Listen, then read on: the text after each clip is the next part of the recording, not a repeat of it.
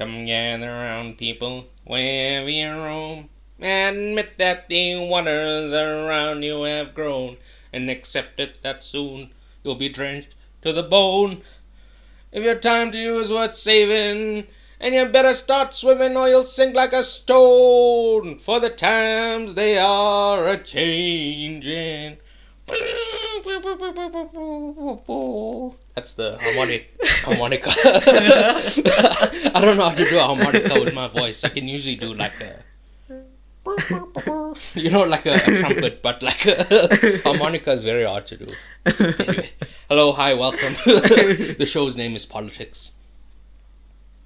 Although I call it Politrix, and the title of this episode is Aquaman and the Lost Kingdom. My name is Presh. And I'm Ty. And this is our first episode since we went on break. Yeah. Well, the audience doesn't know we went on break because we recorded so much freaking content.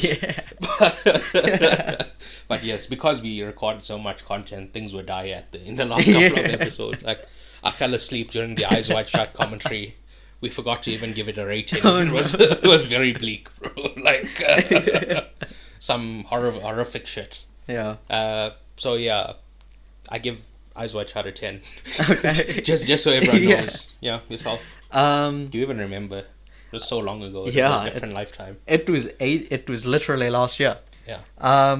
Great stuff. Did you also not have a shower since last year? We don't talk about it. But yeah, I gave it a 10 as well. It's really, really fun. Even though I didn't understand what was going on. Upsetting. Yeah. You go to an Eyes Wide Shut party and people are staring at you. Yeah. One of the most scariest shit I can think of, bro. Yeah. Anyway, yeah, pretty good. Oh, that's a great summary of your holiday. Pretty good. Oh. What did you do? You didn't even ask about it. My mistake. Next question. How was your holiday? Yeah, it was pretty good. We went on a road trip to the Cape. So we went from Joburg to Abeha, also known as Port Elizabeth. Oh, I see. And then we went across to Cape Town. You know, a lot of these... Sorry to interrupt. Yeah. These, like, we just call a lot of these places by their apartheid names. Yes. Because it's just convenient. Like, you know it as that place, so you just say that. Yeah. Place's name. Yeah. Right. You don't know all the... Well, I guess the only one I know is... Well, I know two. Okay. Johannesburg International became OR Tambo International. Yes. And Pretoria became Tshwane. Yes. But I still call it Pretoria. Yeah. So the only one that really stuck was OR Tambo International. Yeah, pretty much. But anyway, I digress. You carry on. Anyway. Yeah, it was a lot of fun. I got to do a lot of stuff that I haven't done in a while. So like I went hiking and kayaking, and we went to this really cool place actually, between Paarl and Stellenbosch, where it's like 100 Rand entrance fee, but it's a farm, and they farm all different types of fruit, and basically you can walk through the farm and pick fruit off of the trees and eat it from there. So it's like the freshest fruit you could possibly have. Pretty dope. Yeah. I also jumped off a bridge. Oh. And damn, you survived it. Yeah, we went to the Blokrans bungee. It's the highest commercial bungee in the world. And I jumped off it. Oh. Yeah. And I see you survived. Yes, I did. Yeah. Unfortunately. Yes. Is that it? Yeah. I was going to say, you know where you're like... I haven't done things I haven't done in a while, like hiking. Like, we went hiking last year, but that was 2 years ago now. Oh, Jesus. It's been a while, yeah. Yeah. How was your break? What did you get up to? So I went to the dentist. Oh, nice. As per usual, I got a 10 out of 10 rating. Yeah, of course. Yes. Why do you say of course like that? Because there's a story that you've told for a while. Where to anyone who will listen. Yeah.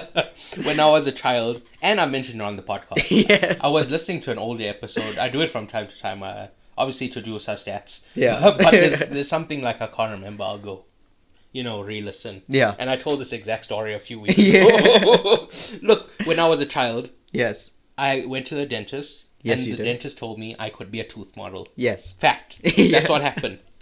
Then we moved. I moved from KwaZulu-Natal to the Northwest Province. Yes. And in the Northwest Province, a totally different dentist said, "You have perfect teeth." Right? Okay. Yes, nice. Unfortunately, Lovely. I'm old and haggard now. So my dentist didn't tell me I have perfect teeth. She told me my teeth are perfectly aligned, which is not the same as perfect. She said I have a wonderful set, which is not the same thing as perfect or a tooth model. You've got So- a great set. So yeah, I'm kind of like worn down. And like, I'm not in my prime anymore, but still a clean bill of health. My dentist shook my hand and said, you're doing a great job. That's great. So yeah, Congrats yeah, on having great oral hygiene. yes. I mean, I've also mentioned this, but teeth are a big thing in terms of attractiveness for me. That is true, yeah. Like I see someone. Oh, I was listening to the Killers of the Flower Moon episode. That's why I'm. Oh, yeah. Because Leonardo DiCaprio in that movie has some fucked up teeth. Yeah. That man, that's some outrageous teeth. All right, so I only started my holiday this week. Okay. I've been at work, Oh, this whole time. okay. Right. So, yeah. So you've only just started your holiday. Yes, I usually book my holiday in Jan, Okay. Yeah. which is like where everything's quiet because everybody's not Yeah. everybody's back at work now, so Yeah. I can I don't really like being in a In the like office. a full place. Right. Yeah. Yeah, okay. you get what I'm like Yeah. when I'm on holiday. Yeah. I don't want to be like lots of kids and stuff there. I want to be like alone, serene. Right.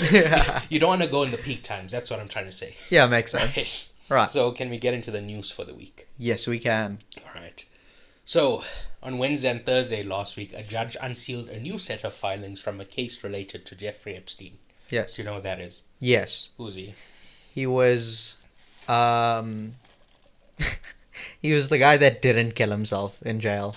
Great stuff. Is that all you know? He was like a I think you explained it. He was like a linker or something like that. Where he there would be these people that came to him and they were like, "We want to do these things." Yeah. And he was like, "All right, come to my island. You can do these things there."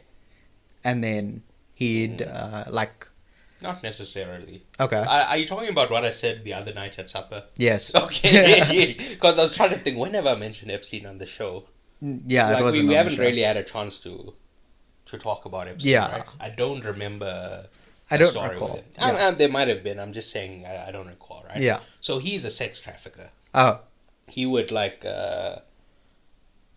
capture, well, not capture, kidnap underage girls Right. and you either sell them off or he apparently used to have pedophile parties on his island Right. where Yes. he would get a bunch of rich people. They would come over and they would have sex with children, Yes. right? Right. So he's a pedophile, Yes. and he's also a billionaire. Okay. A So billionaire pedophile. The thing is, there's a lot of speculation as to how he got his money, Okay. because he was a maths teacher Oh. and then he suddenly becomes a stock advisor, Okay. and then he starts his own hedge fund. Huh. And he only has a very small client list. Right. All of them are billionaires, Hmm. right? And he how can I explain this?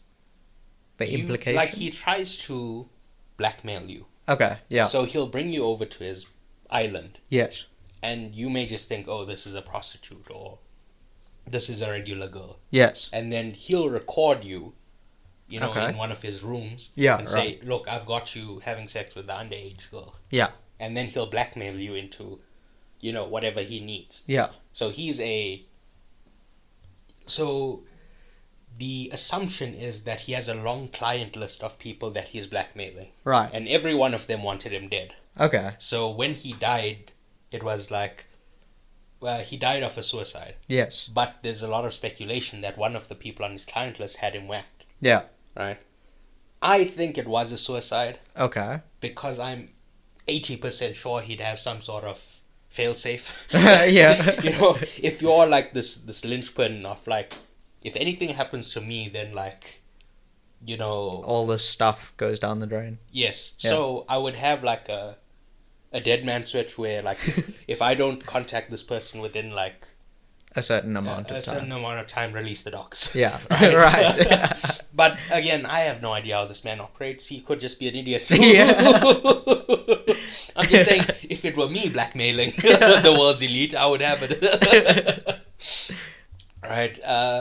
But this past week, Yeah. a list of names has been compiled and circulated as a client list. Yes. But that's not the case at all. Okay. It's simply the names of people Epstein was in contact with. Right. Right, and just because he's in contact with someone, that doesn't mean they were involved with his sex trafficking. Yeah. Right? You know what I just said about blackmailing? Yes. He may have been contacting them to lure them into a blackmail plot. Right. Do you see what I'm saying? Yeah. Makes So, sense. I don't want to gatekeep, you know,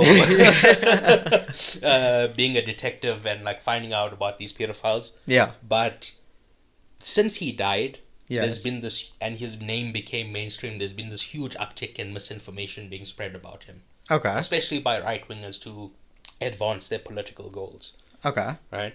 I listened to a podcast called Knowledge Fight, Yes. which covers Alex Jones. Yes. And before Epstein died, Alex Jones never even mentioned Epstein once, Okay. right?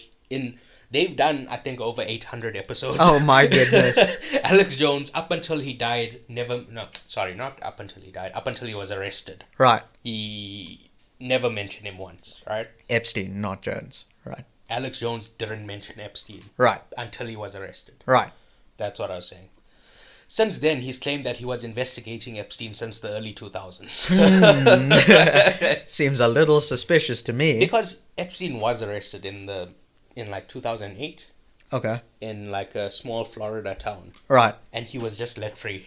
Oh. He got a sweetheart deal from a guy named Alexander Acosta, Okay. who later became Trump's head of the Department of Justice. Right. So Okay.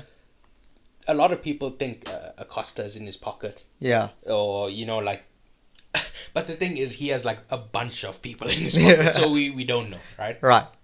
So I would like to point you to the podcast TrueAnon, Okay. right? I've been listening to them for a very long time, and like, I think they started their podcast when he was arrested. Oh, I see. Okay. Which, but they were like they made guest appearances on a show called Chapo Trap House, which I've mentioned before. Yes. Matt Christman is one of the co-hosts. Yeah. Right. Right? They've been on the ground floor covering, and not just Jeffrey Epstein, just like pedophiles, sex traffickers, Those kinds of people. Yeah. right? So I view them as a trustworthy source. Okay. So I would like to point you to that if you want better coverage of this. Okay. So that's all I have to say about this. Do you have any comment? I don't know how true it is because I haven't actually seen the list, but I've seen some very confusing things online. Yeah. Well, I saw your name on the list, so Oh. I was going to ask you if you have any rebuttal to that.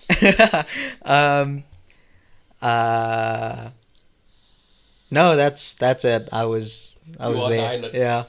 I was Right. one of those billionaires. The billionaires. Yeah. All right. But he didn't catch you.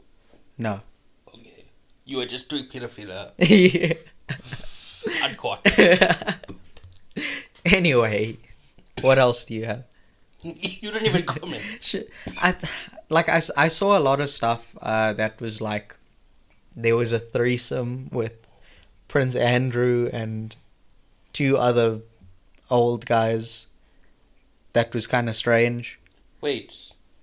That doesn't make any sense. I know. Prince Andrew is a pedophile. Yeah. Why would he be with two old guys? I don't know. But alright, yes. And that's what I've been talking about, the misinformation. Yeah. I saw a list with Mikel Arteta's Yeah. name on it. Look, there's the list that came out this week. Yes. But for about 2 years, there's been a fake list that's Right. been circling with like... And the funniest name is Mikel Arteta. But there's like a bunch of other names like... I can't remember off the top of my head, but Which list was Stephen Hawking on? the new one. Oh, okay. So, So that one's real. Yes, the real one. Oh, But no. again, we don't know the extent to his involvement. Yeah. There's just rumors, etc. Yeah. Okay. Right. So, next story. Yeah. I'm reading portions of an article from BBC.com in a story by Daniel D. Simone and Okay. Alice Davies for this. Okay.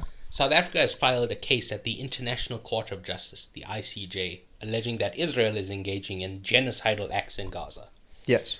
The UN confirmed the application concerning alleged violations of Israel's obligations under the Genocide Convention.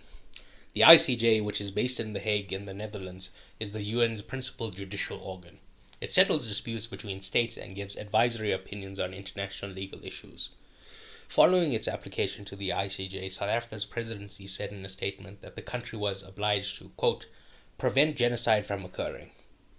South Africa is gravely concerned with the plight of civilians caught in the present Israeli attacks on the Gaza Strip due to the indiscriminate use of force and forcible removal of inhabitants, it said. Furthermore, indiscriminate use of force... Furthermore, there are ongoing reports of international crimes such as crimes against humanity and war crimes being committed, as well as reports that acts meeting the threshold of genocide or related crimes have been and may still be committed in the context of the ongoing massacres in Gaza.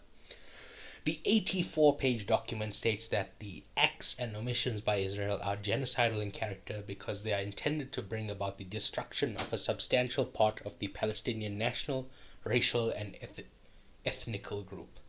The application asked the ICJ for a hearing to take place next week, which is happening now. Yes. Right? I wrote this doc last week. Right. And requests that a number of provisional measures be indicated by the court, including that Israel cease all military activities in Gaza. So, I don't really have any comment because, nothing's happened yet. Yeah. I do have comment. Okay. It's a good thing that's happening. Yes. At least somebody is standing up for... Yeah. And I've never been prouder to be a South African that this is happening, right? It's quite hard to be a proud South African. A lot of things go wrong in our country, and our governments are horrifically corrupt. Yeah. And, it feels like everything's going wrong. Yeah. And this is just one time Yeah. where you're like, you know what? You've done such an amazing thing here. Yeah. No one else is speaking out. In fact, Germany, the US, and the UK are trying to stop this from happening. Yeah. So, and Israel, obviously. Yeah. Imagine they're like, yeah, it's okay. It's cool, dude. Fair enough. We'll do what you ask. No, that's cool, yeah. Yes. Do you have any comment? Yeah, like you were saying, it's very hard to be a proud South African because, like, really the only time we are united as a country is if we're complaining about load shedding or if we've won something in terms of, like, sporting events, like the Rugby World Cup. Well, I don't know about that. Really? I think it's just, like, privileged people online that are like, oh, come together. Oh. When there's, like, poor people on the streets... They don't give a fuck about the rugby. That does nothing. Okay, fair enough. It's just people interested in sports. Like, I'm not even, like, really interested in rugby at all. I didn't feel, like, any camaraderie or... Oh. But again, that's just me. Yeah. Maybe I'm the odd one out. Yeah, I've only really seen the online stuff, and then also... Yes, because you run bourgeois circles. I know. You don't need to explain yourself. We see what's happening. But it's also like a lot of the videos online have been people from every walk of life watching the matches together and celebrating. Whatever. Never mind anyway, the rugby. Yeah. Okay. Yes. Anyway, inconsequential. But it's kind of like it's one of those things to me where it's like there's a lot of... How do I describe it? It's strange to me that South Africa, as kind of the small fish in a big pond, is standing up for them. Are you being serious right now? Wait. But I'm so glad that they are. Mm-hmm. And I'm really, really proud that they have decided that they're going to be the ones to do this. All right, sure. Instead of waiting for other people to... But can we just go back to what you said now? You're like, why South Africa? Yeah, I'm checking my notes here. We're the apartheid country. Yeah. And the issue that's happening in Israel is an apartheid. Yes. So it makes the most sense on earth that we're the country doing it. I don't know what's confusing about that to you. I probably phrased it wrong. Like, it's not confusing. It's just because we're small. Yeah. All right. Yeah. But every country is on equal standing on the. Well, not really. Yeah. But theoretically, every country is on equal standing at the ICJ. Right? Yeah. However, Israel has strongly rejected the allegation, saying, quote, Israel rejects with disgust the blood libel spread by South Africa. Question, do you know what blood libel is? Oh, sorry, end quote, do you know what blood libel is? That's from me. No, I have no idea. From Wikipedia, quote, blood libel is an anti-Semitic canard which falsely accuses Jews of murdering Christians to use their blood in the performance of religious rituals. Huh? Okay. Right. First of all, not a single serious person has accused Israel of doing this, right? I'm not going to say, like, I'm sure there's weird right-wingers on the internet that are like, the Israel are, killing Palestinians as a sacrifice, whatever, right? I'm not ruling it out that there's some deranged person saying that. Yes. What I am saying is people of consequence, like public figures. Yeah. Right? Nobody has ever said this. Yeah. Right? Second of all, what I can say is that they're doing this thing of deliberately conflating anti-Zionism with anti-Semitism. Yeah. Right? We're not upset with Jewish people. We're upset that the country of Israel is committing genocide against Palestinians. Yeah. The religion or ethnicity of the people doing this is irrelevant. Yeah. If this were Christians killing Palestinians, we'd say it's still still bad. Yeah. It's trying to take something that's been used against Jews and apply it to the country of Israel. Yes. When Israel is a country, it does not represent people of, it doesn't speak for all Jews. Yeah. Right? So, yeah. Yeah. That's what you say when you have nothing to say. Yeah. you make up accusations of things that are clearly not true. Also, have you seen the Israeli Defense Force X page, Twitter page? No. It's just a lot of stuff that's like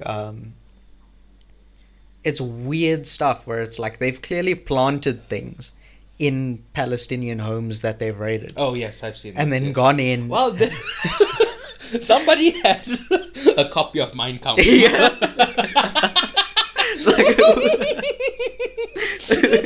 They raided a Palestinian home, and just on the counter there was a brand new copy of Mein Kampf opened up on a page that was like, "Fuck the Jews." Yeah. Wow, you caught that poor Palestinian person. You caught them. I mean, sorry, that Nazi. You caught them. But yes. Yeah, it's very strange. So this is so the next story. Okay. Is really, really funny. Okay.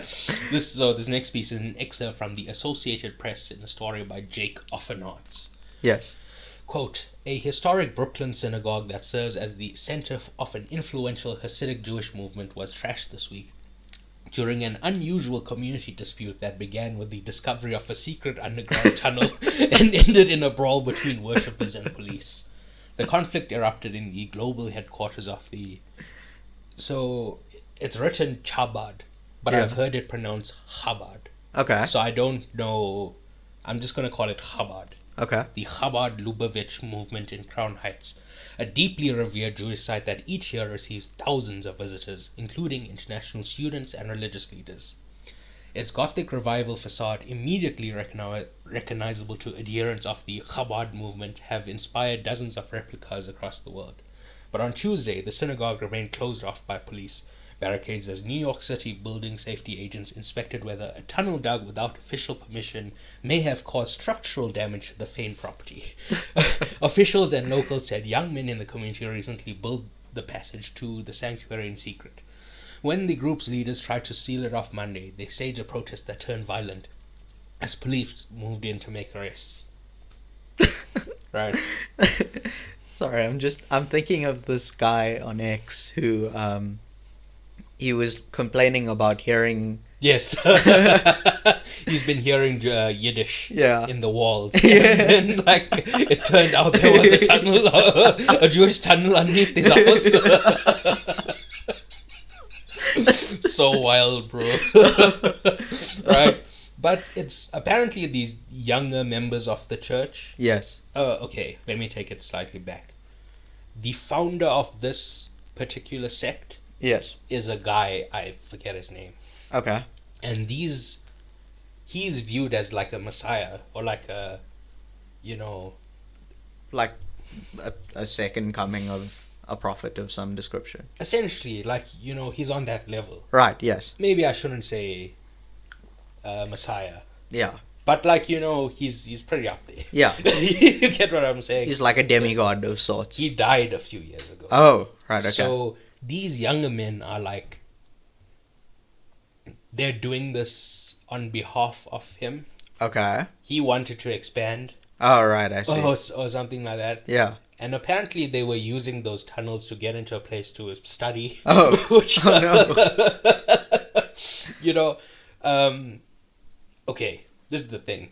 Right. When you hear tunnels, secret tunnels, etc., you Secret tunnel. think Secret tunnel. you think of like sex trafficking or something fucked up happening, right? I was thinking of Avatar. But yeah. Avatar. Yeah. They go through a secret tunnel in the mountains. Oh, sure. Not animated Avatar, The Last Airbender. Yes, I know. Yeah, okay. Just making sure. That is the animated Avatar. Yes. You said not the animated Avatar. No, I said the animated. Anyway. Okay, yeah, whatever. Let's check the tape. Okay. I'm a fool. It's me, Tyler. I don't know why you would say that, but I'm glad we got it on tape. Right. Okay, right. As long as there's no like sex trafficking or fucked up things happening. Yeah. This is good fun. This is great. When I read this is the funniest thing I've read. What makes it funny is, like I said, these guys are huge nerds that want to study more. Yeah. They built a tunnel to study. And when the police came to shut them down, they got into a fight with the police.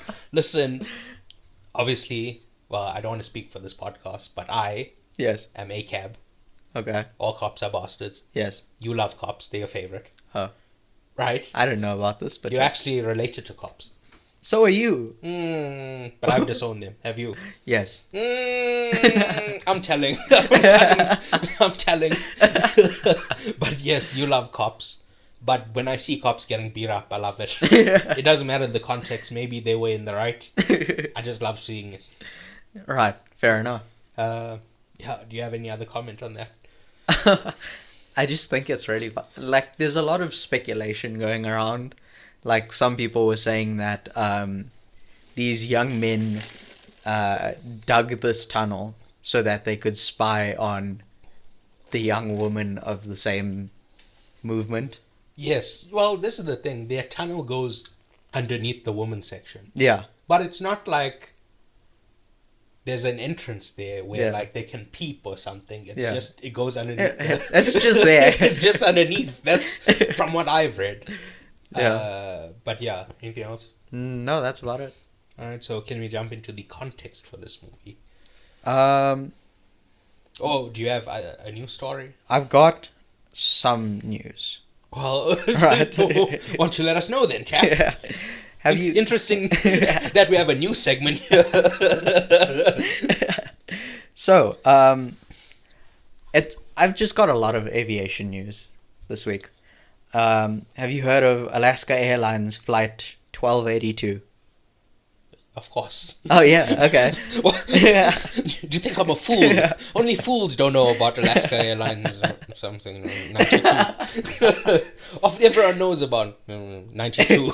82. 82. But for the fools out there in the audience, why don't you let us know? I mean, them know.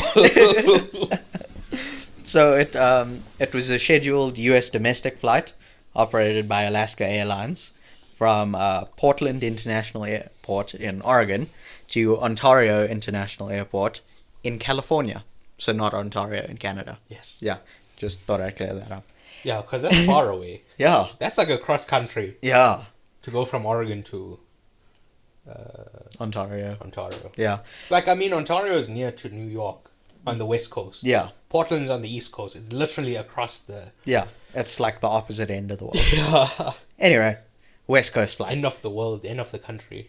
Yeah, that too. Anyway, right.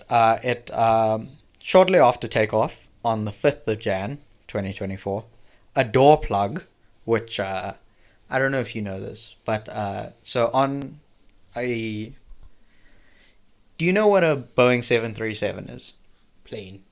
Yeah, perfect, great. It's a commercial airliner, right? And The plane! The plane! You know that kid? Yes, we've spoken about it before. Oh, yeah. Yeah. Anyway. He was in the James Bond movie. Yes. His Carabagga's little friend. Yes. Anyway, carry on. So, as all planes do, this one had emergency exits, right? However, Alaska Airlines wasn't using all of the emergency exits, so they decided to plug one. Because they're not using all of them, they decided to plug a couple. Can I guess how the story is going to go? Okay. They plugged one of the escapes and somebody got caught inside because they couldn't use that as an escape. That would be very gruesome. But no. Oh! That's all. Look, if you know narrative, that's where the story was going. But obviously, this is a true story, so... Yeah, no. Sometimes truth is stranger than fiction. Anyway, shortly after takeoff, the plug in one of the doors blew out. It just, it fell away out of the plane. And it's kind of like opening a window in a car, but with a much heavier breeze. And so things started getting sucked out. Yeah, and the hair became a mess. Yeah, hair became a mess. Luckily, everyone survived. But the FAA, the Federal Aviation Authority in America, have grounded Alaska Air's 737 MAX 9 fleet until they can... Hell yeah, brother. Yeah. Let's keep them out of the sky. Yeah, Man was not meant to be in the sky. Yeah. The good Lord above gave us legs and hands, not wings. But yeah, so they've... I think we should shut down all planes. Okay, shut down all planes. Yeah. If you want to go to another country, you have to walk. Okay. Walk all the way to, the UK. You got 2 legs. I do actually eventually want to do that if I can secure the funding. A walk to UK. Yeah. Alright, great stuff. Yeah. But yeah, it was just people have been finding some random things in the fields that the door blew out. For example, a working iPhone. It's like an iPhone 5, I think. Like an old, the brick ones that still have the buttons. Yes. An iPhone with buttons? Yeah. It's got the button at the bottom. Oh, yeah. Okay, I see. Yeah. And one button is not buttons. I was assuming a Nokia 3310. ABC is on the one, DEF is on the 2. That's what I was. No. Just button. The one button. Yeah. Yes. Anyway, what's the point of the story? You leading us down a long road. Just that the door blew out. That was the whole story. Great stuff. Yeah. It reminds me of The Boys, when Homelander's like, fuck this plane, everyone can die. Yeah. Anyway. Other stories? Yes, there are other stories. I don't know if you remember it, but in September or so of last year, I mentioned a room temperature superconductor. Oh, of course I remember. Yes. Resistance is bad. Yes, exactly. You fool. Yeah. I'm talking about me in the past. Yeah. Anyway, right. It turns out that thing didn't work very well. Almost. I called it. Yeah. I knew it. Almost. Resistance is good. Everyone knows that. Not quite. Okay. Let's see how this pans out. It couldn't be replicated very well. So they obviously can't use it in much bigger things like power lines. Scales. Yeah, exactly. However, 2 Chinese labs working on replicating LK99, which is the thing, they've found a slightly different method of creating it. And that method has sort of created a room temperature superconductor. And I say sort of because it's not quite room temperature. It's from like roughly negative 23 degrees Celsius, which is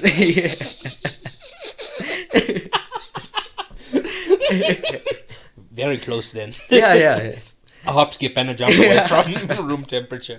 Exactly, because Why don't you explain that in terms for the Fahrenheit folks okay, in America? it's about Let me help you. okay, Minus 24 degrees Celsius.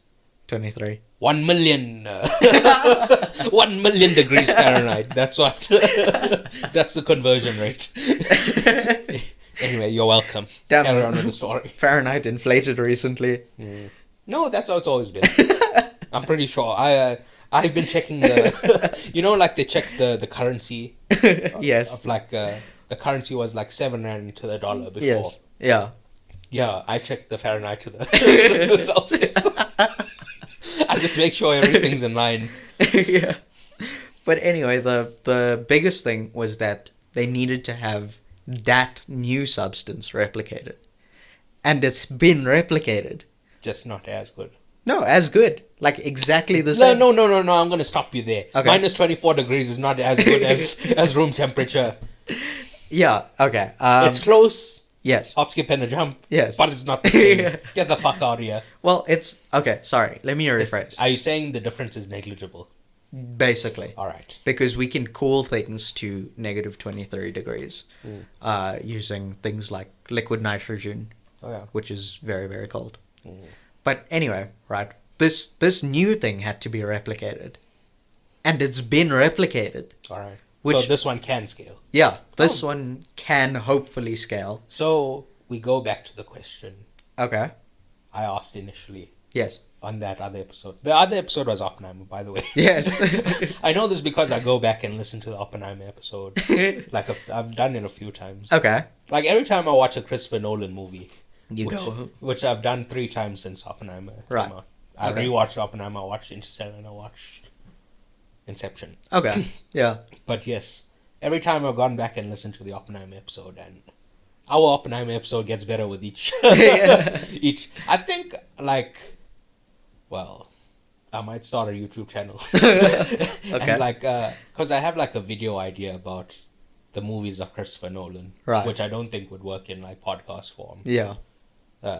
Listeners, tell me if that's something you would like. Yeah. Maybe I'll just release it on this feed. I don't know. We'll see. Yeah. Write into us. If I'm working you, on a theory, I should say. Okay. Yeah. Anyway, fuck. Sorry, back to the story. We got superconductors. Yeah, we've got superconductors, hopefully. Yeah, out the wazoo. It's crazy. Any superconductor sale, these prices are going mad. We're basically giving these superconductors away. We're just making more and more of them. We don't care. We got so many. We got them out the wazoo. Yes. Anyway, your next story. How many stories do you have? This is the most you've ever... Yeah, there are a few, yeah. I've got 3, so this is the last one. Alright. I see they all have to do with, like, airplanes. Well, not the superconductor. What do they use on airplanes? Conductors. Yeah, just regular conductors. Well. They need to go to Namek and Krillin must die. Anyway, carry on. Damn it, Krillin. Okay, so this one's equal parts unfortunate and amazing. Have you heard of JL 516? Once again, of course. Yeah, of course, yes. So what happened to JL 516? I don't think I have the vocabulary to explain it. Oh, I see. Right. Yes, okay. I understand what happened. Yes. I know what happened. Yes. In fact, I was there when it happened. Oh, really? Wow. No, I meant I watched a video that was so realistic that it felt like I was there. But why don't you tell us in case I miss some context? Okay. So basically, JL516 was an Airbus A350, which is like a Plane. Yeah. Good. Yes. Great. It's kind of a next generation plane, right? So it's one of the new planes that Airbus has come out with. recently-ish. It's quite big. It's about it holds about 400 people or so. And this one got in an accident. Oh no. Yeah. Do they have insurance? I don't know. They might. That's going to be a big claim. Insurance company must not be happy about this. It's like Tenet when Christopher Nolan dropped the plane. So, anyway, I'm reading this article from the BBC. I'm sorry, can I just jump in? Yeah. You've never seen Tenet? No, I've not. They blow up a plane. I watched about the first. You've mentioned this before and you're going to make me angry. Just move on to the story. I watched the first half an hour of Tenet in reverse. No, you watched the first 10 minutes. Shh. And you mentioned this on the episode I listened to. What did I say? Oppenheimer. No, the other one. I wasn't on Killers of the Flower Moon. Killers of Flower. No. Oh, actually, I might have been. No, you weren't. I wasn't, yes. Listen, get back to the news. Yeah, okay. We're running very long on this. Japan Airlines Flight 516 had departed from Sapporo's new Chitose airport at 1600 local time and landed at Haneda shortly before 1800. So, it landed. However... 6 o'clock. Yeah. 1800. Yeah. Military time, Yeah. Yeah, the military are losers. Yeah. I said it. Yes. They lost Vietnam. Yes, they did. Yeah. I'm talking about the US military. Yes. The biggest one. They lost Pandora as well. Yes. Yeah. Those fucking idiots. Twice. They lost twice, by the way. Anyway, carry on. A Japan Airlines statement said that flight JL516 had been involved in a collision with a Japan Coast Guard aircraft during its landing at Haneda Airport, resulting in a fire on the runway. End quote. Begin a new quote. We want to assure you that all passengers and crew on our flight were safely evacuated. Our thoughts and prayers are with the deceased members of the Japan Coast Guard. End quote. The Coast Guard aircraft, a de Havilland Dash 8 turboprop, so a much smaller plane, was heading to help with rescue and relief efforts following Monday's earthquake in Ishikawa. It was one of 4 planes on a mission to the quake site.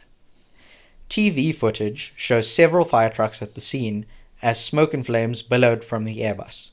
Footage from inside the aircraft showed passengers surrounded by thick smoke. A passenger plane effectively burnt down to its fuselage. But... I pronounced it fuselage. Fuselage, yes. It's fuselage. But yeah, I know. Yeah. It's French. Yeah. Fuselage. Anyway, all 379 passengers and crew on board were evacuated, which I don't know if you know much about planes, but this is unheard of. Insulting.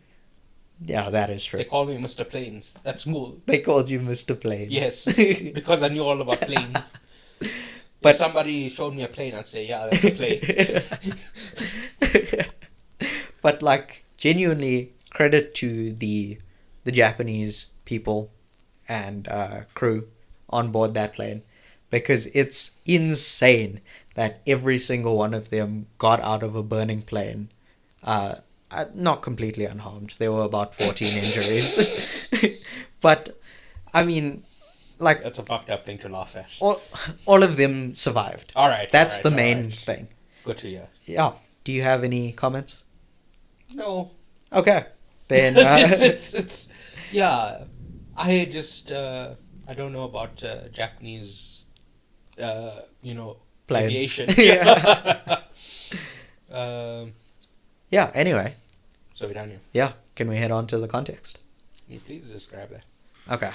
I'll edit this out. Okay. Well, I won't. Bit of both. We'll see.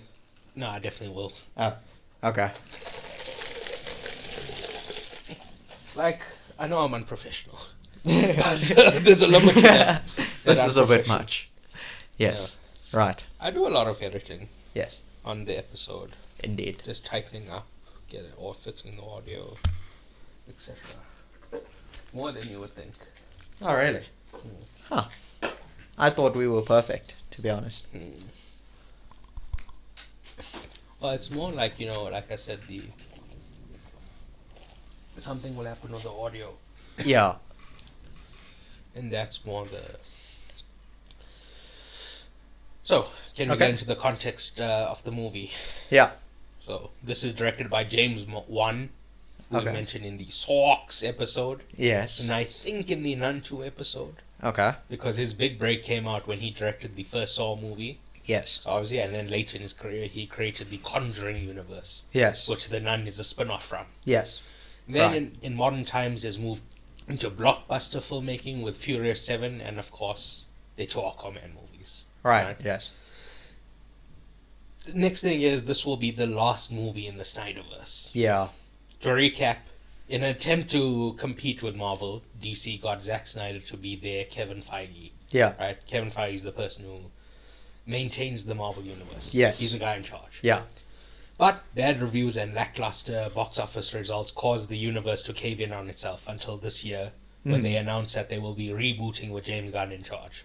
Yes. So like Shazam 2 and The Flash this year, it is doing extremely poorly at the box office, Right. due to it being a remnant of a dead universe. Okay. So with this universe finally collapsing, Yeah. well, finally collapsed, I thought we should look at the positives, and I thought it'd be fun if we mentioned a few moments from the Snyderverse that we liked. Yes. Like a funeral of sorts. Right. Right? Yes.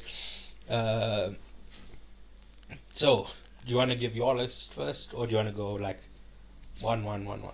We can do 1, 1, 1, 1. Alright. Yeah. So, my first one Okay. is the Superman montage where he catches like a blown up rocket, Okay. presumably a SpaceX rocket, pulls a giant ship by its chain, the Mexican Day of the Dead celebration where they put his hands on him, there's like a flood and they draw the Superman symbol on the roof, Yeah. all of that in Batman vs Superman. Right. Yes. That's my fifth Which. moment. Yes, I- that montage of Superman. Yeah. Very dope. Okay. People hate it because it's like, there's like a lady on top of her roof. Yeah. That's about to die, and he's just kind of standing there in the air. Yeah. They're like, Superman wouldn't do that. Superman would be saving people as fast as he could. Yeah. But it's just a cool visual. That's all it's supposed to be. Yeah. Yeah. Anyway, yours. So Your fifth. Well, how many did you do? I only watched just I've watched the Schneider Cut and Batman vs Superman, which we did as a commentary. So my list is basically From those two? yeah, just those. Yeah. All right. So my number 5 is when the Flash gets in the car with Batman, and he goes, "Oh, so what's your superpower?" It's like, I'm rich. Yeah.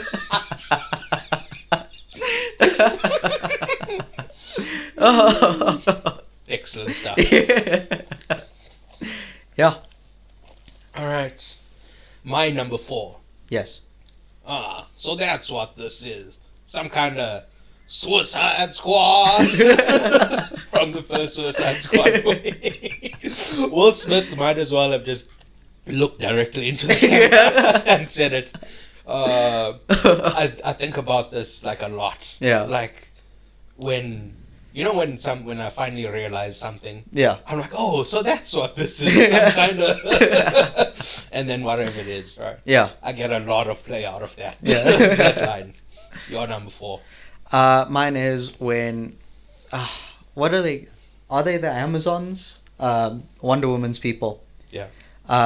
They're protecting one of the boxes, and that fight sequence in the what's it called? It's like a. I know what you're saying. They blow it up. Yeah, it's like and a they drop vault it into kind the of thing. sea. Yeah. Yes. Excellent Yeah. sequence. Yeah. That's my number 4. It's absolutely wonderful. So my number 3. Yeah. It's kind of a cheat. It's sequences from 2 different movies. Okay. Right. It's the Batman vs Superman and the Justice League introduction, Okay. which is the climax of the previous movie. Right. So, the end of Man of Steel, you see Superman fighting Zod, Yes. and then the beginning of Batman vs Superman, you see that same moment through Bruce's perspective. Yes. Yeah. Where Right. he's driving through the city. Yes. Yeah. Then at the end of Batman vs Superman, Superman dies fighting Doomsday. Yeah. And the beginning of Justice League is the like the reverberations or the consequences of Superman dying. Yeah. His death reverberates throughout the entire universe, Right. leading to what's his name? Not Darkseid. Darkseid's uncle. Steppenwolf. Yes. Steppenwolf right, invading. Yes. Right. Right. Yeah. So yes, I thought that was cool. Like a cool response to the Marvel post-credit scene. Okay. Start Yeah. the movie from the climax of the previous movie from a different perspective. Yeah. Or show something else to it. Maybe not a different perspective. Yeah. Or whatever the case is. I thought that was a cool counter to the Right. Marvel formula. Okay. Yeah. Your number 3. My number 3 is the I guess it's the final fight sequence in the Schneider Cut, where I believe they're fighting Steppenwolf in the reactor, the nuclear reactor thing, and the Flashes, the slow-mo Flash Yes. thing where he's like running up the side of the thing. This won an Oscar, by the way. Yeah, and there's a reason it did.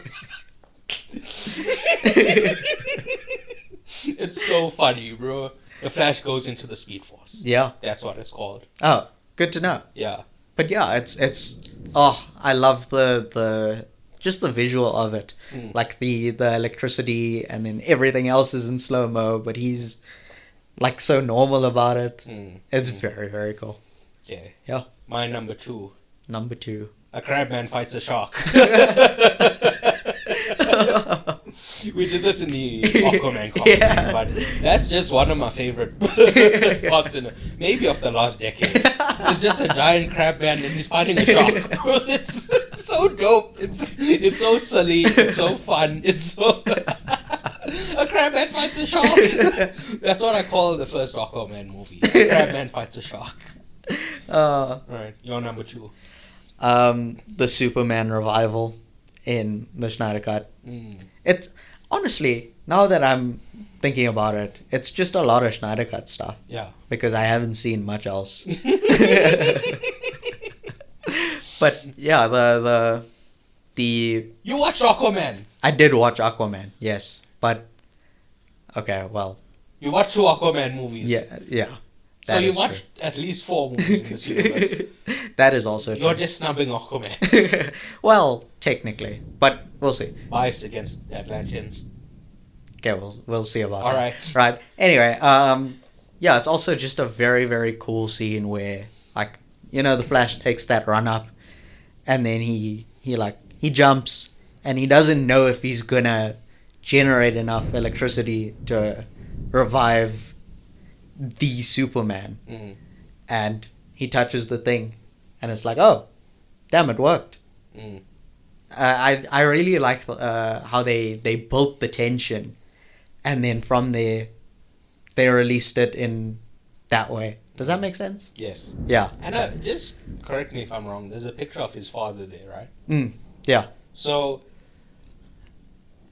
of course, Zack Snyder lost his daughter. Yeah. And, the scene is about reviving Superman. Yeah. And I assume he would like to revive his daughter, like that's a very... Yeah. Like, Oh, I didn't even think of that. Yeah, because you're a fool. That is true, yes. I remember watching the Snyder Cut last year and thinking that in that portion of the movie. Okay. Which I didn't think about the first time I watched it. Yeah. Okay. Jesus Christ. Apologies, listener, if that came through. Apologies for nature. Yeah. Anyway, my number 1. Yes. The ancient superheroes fight Darkseid in Justice League. Okay. That was so dope. It was. It really was. Because we've never seen that. Yeah.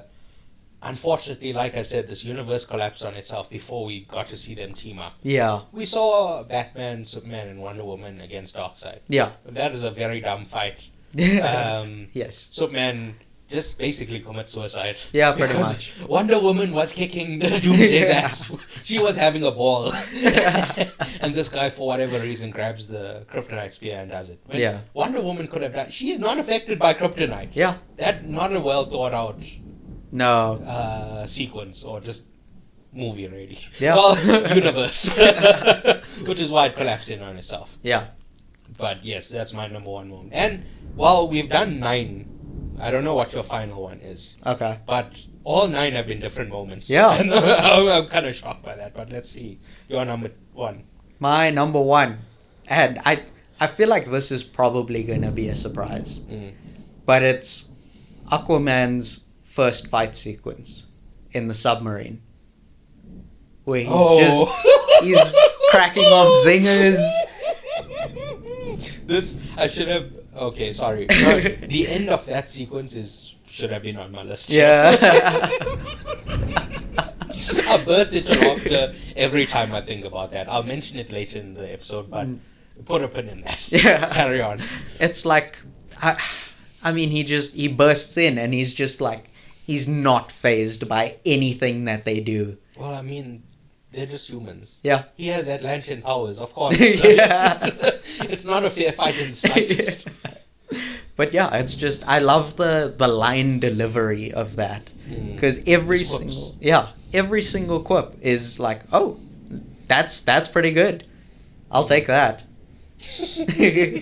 That's not the right way to phrase that. But yeah, that's my number one. Oh, that was a cool one. I saw that one. Yeah. Right, so, okay. We don't need to do in-universe context because I think this movie does a pretty good job of catching you up on what you need to know in a fun scene in the beginning. Yeah. When he's telling his story to his son. Yeah. But other than that, the things I think an audience member would need to know are why is Orm in prison? Okay. Which they explain is because he killed the Fisherman Kingdom's king. Yeah. They call the Fisherman Kingdom, but they're like sand and like... Yeah.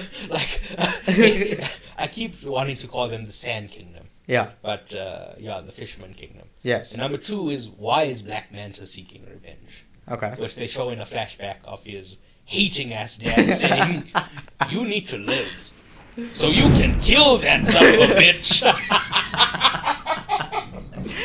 That should have been my number one moment to the DCU. Let's be clear. He is not going to die. No. Black Manta could have saved him. Yeah. He's such a hater. He's like, I'm gonna blow the submarine up so we can try kill Aquaman.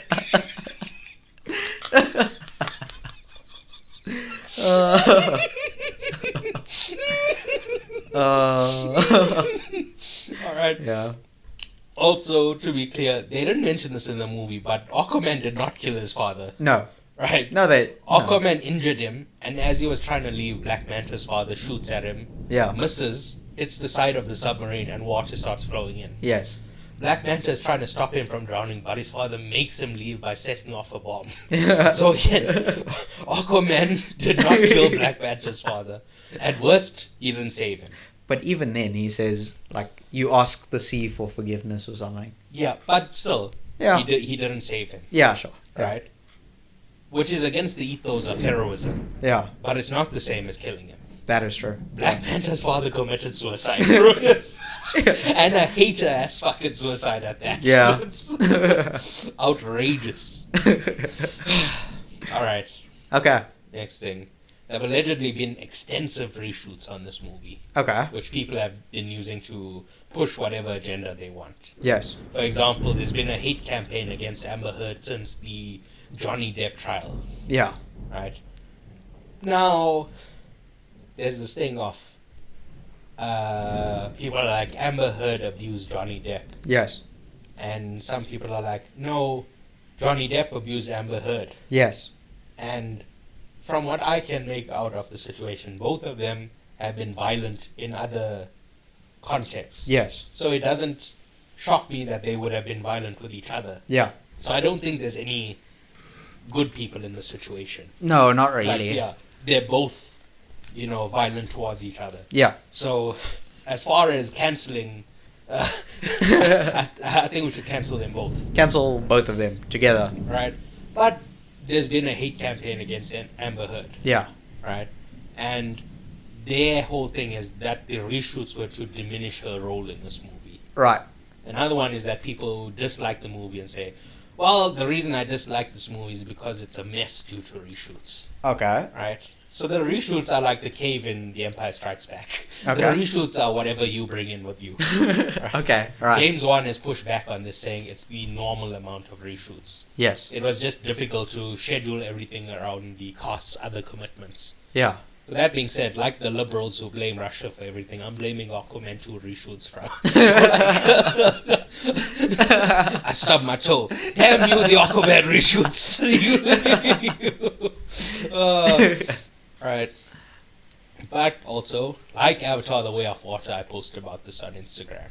Okay. So I'm going to read that summary review before we get into my thoughts proper. Okay. So, quote, as I've mentioned on my podcast, which you can find at www.paicip.com or click the link in the bio at paicip_pod, it's been an incredibly disappointing year in terms of superhero movies and movies in general. Mm-hmm. Then, when all hope seemed lost, Aquaman rode in on his noble sea horse to save the day. Which, honestly, I rewatched this movie just before we record this. Yeah. And I didn't realize he had a seahorse. When I was writing this, I was just like, what does a guy in the sea ride? A seahorse. And then at the beginning, you see he's fucking riding a seahorse. So this has worked out very well. Anyway, now, I've never been a big Aquaman myself. Yes. In fact, I only recently found out that he does not have sex with fish. So I didn't think I would enjoy it. But I was shocked at what a good time I was having. Okay. The movie's a fun romp with arresting visuals and a heartwarming, albeit predictable story about brothers. Yeah. Which is why I took my little brother to see it. And in true sibling fashion, whenever a malformed creature of the depths showed up, I pointed at the screen and whispered, "That's you." In the days since, I've only seen negative things about it online. Okay. I say, give it 5 years, and I will be vindicated, as per usual. Okay. In 11 years, Aquaman 2 will win the FIFA World Cup. Or at least get to the final. And in 25 years, I wouldn't be surprised if the entire world's economy has somehow been rearranged around Aquaman 2. Which... Now, I did have an insanely good time. Okay. But you could maybe tell that I was being a little bit satirical towards the end. Little bit, yeah. The IMAX is doing a lot of heavy lifting in terms of my enjoyment. So we saw this in 3D IMAX. Oh, right, And okay. I just prefer regular IMAX. Yeah. Again, I've mentioned this many times, but I don't like the 3D. Okay. I don't like the glasses and how they bully you into wearing glasses. Yeah. I'm not a fucking nerd, man. Don't make me wear glasses. Anyway. So yeah, like I said, the IMAX is doing a lot of heavy lifting in terms of my enjoyment. Yeah. Every movie I've seen in that theater this year got a 9 and up. Okay. If you exclude Mission Impossible 7, which I gave a 7. Okay. I saw Oppenheimer, Killers of the Flower Moon, and Napoleon. Okay. And yeah, I wish I could watch every movie in IMAX. I'm just kind of addicted to that that theater, bro. Unbelievable place. Yeah. I really hope they do a Oppenheimer re-release. Yeah. Possibly before the Oscars or when it wins Best Picture. Yeah. Although, when are the Oscars this year? It's in March every year. Okay. No, like what date? The end of March. Okay. But then won't June be taking up IMAX then? June? Dune 2? Yes. No, but like, June comes out early March. Okay. Oh, yeah, okay. The Oscars happen end of March. Okay. They decide midway through April to do a re-release. Yeah. 1st of May they do a re-release. Okay. But that's just me guessing, Yeah.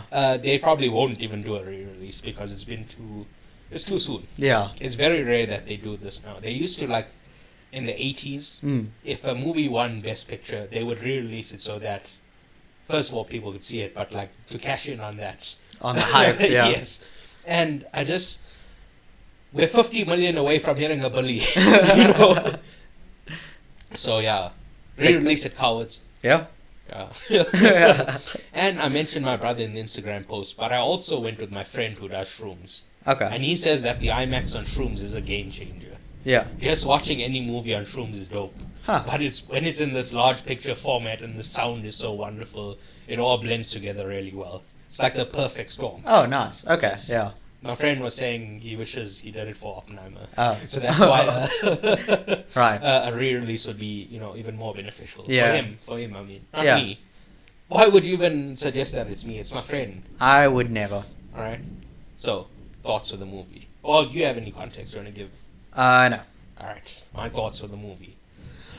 The opening sequence that catches us up with Arthur is a whole lot of fun. Yeah. Seeing the baby peon, his Aquaman suit drying on the line, him fighting the monster in the cage, all dope, right? Yeah.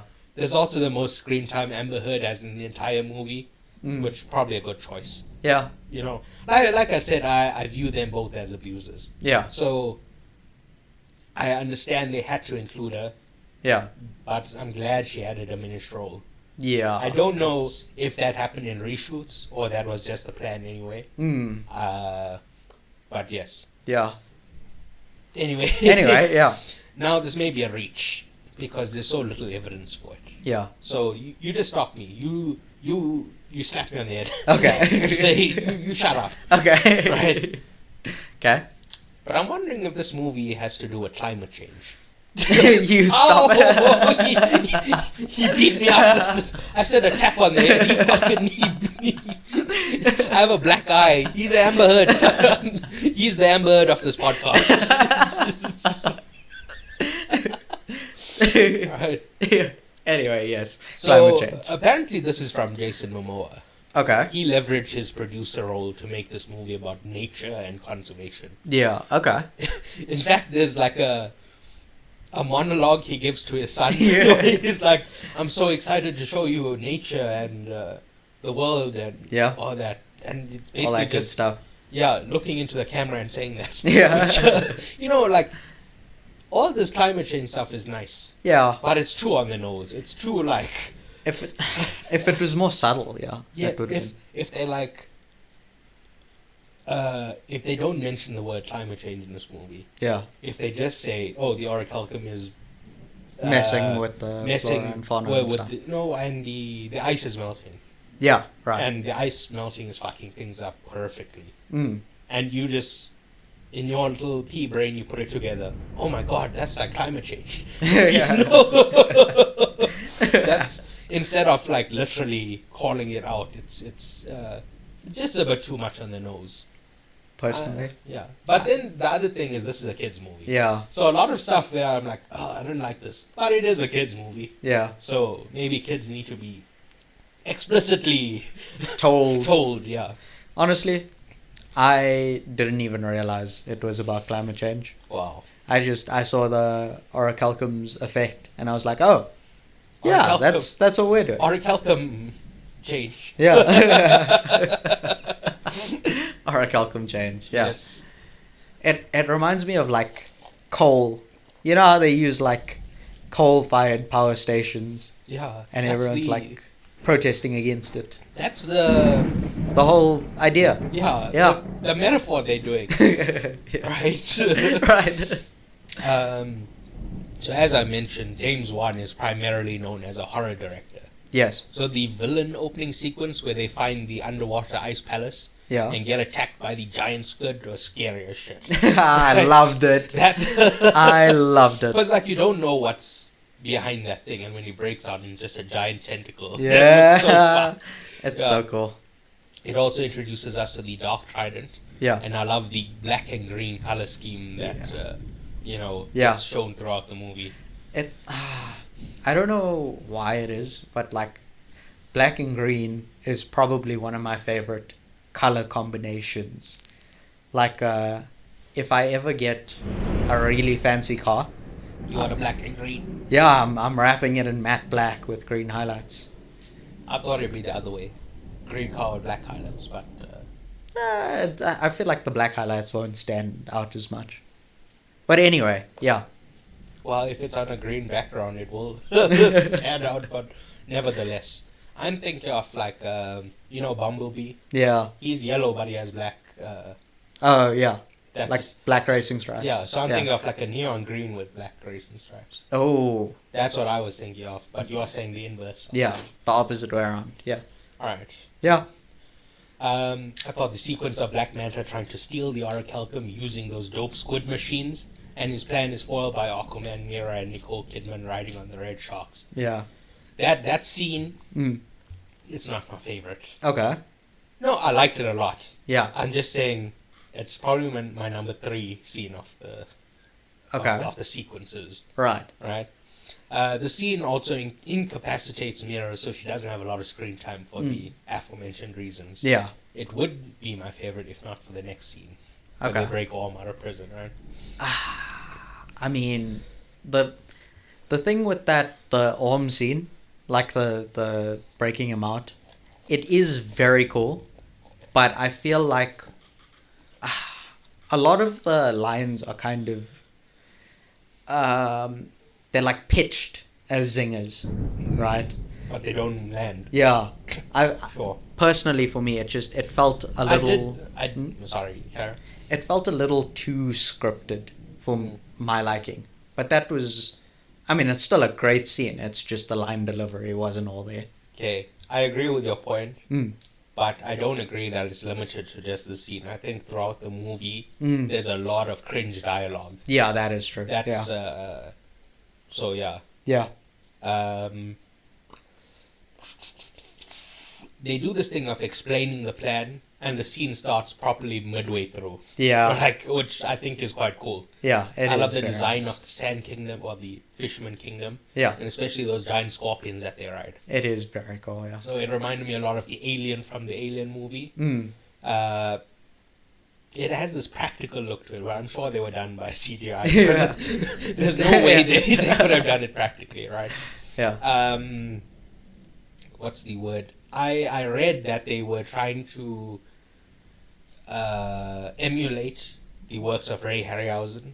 Okay. Do you know who that is? No. He used to do like stop motion Oh. stuff. Do you know like Clash of the Titans? Yeah. Right. The original one in the 50s where like the Kraken is coming out of the water. Okay, I didn't know about the one in the 50s. All right, But yeah, I get the general idea.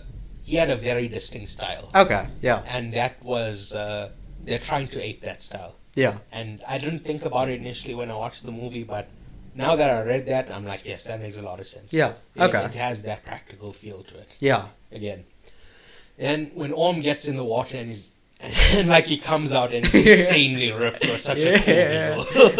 Right? You know, because it's that same thing from the first Captain America. Yeah. He's like the skinny kid, and then he gets put in the machine, and he's just unbelievably Yeah. like, you think like the skinny Steve Rogers Yeah. is actual Chris Evans, Yeah. and the built one is just like CGI because it's too fucking huge. It's like it's maybe that just testifies to how unfit I am. Like, I look at Chris Evans and I'm like, that's not real. That's CGI.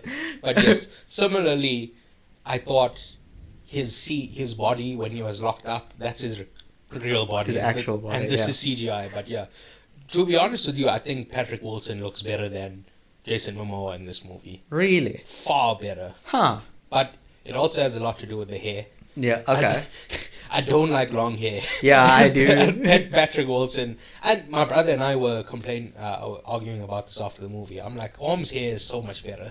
Orm's hair is like 1,000,000 times better than Arthur. Okay. Yeah, but anyway, Huh. sorry. Just back to it when he comes out of the water. Yeah. It's a cool visual. Yeah. And I'm also wondering if there's like a Christ angle to it. Oh. The sea brings him back to life. Oh. You know, Yeah. Hmm. I don't know what brought Jesus back to life. Um. Being the Son of God. Yeah.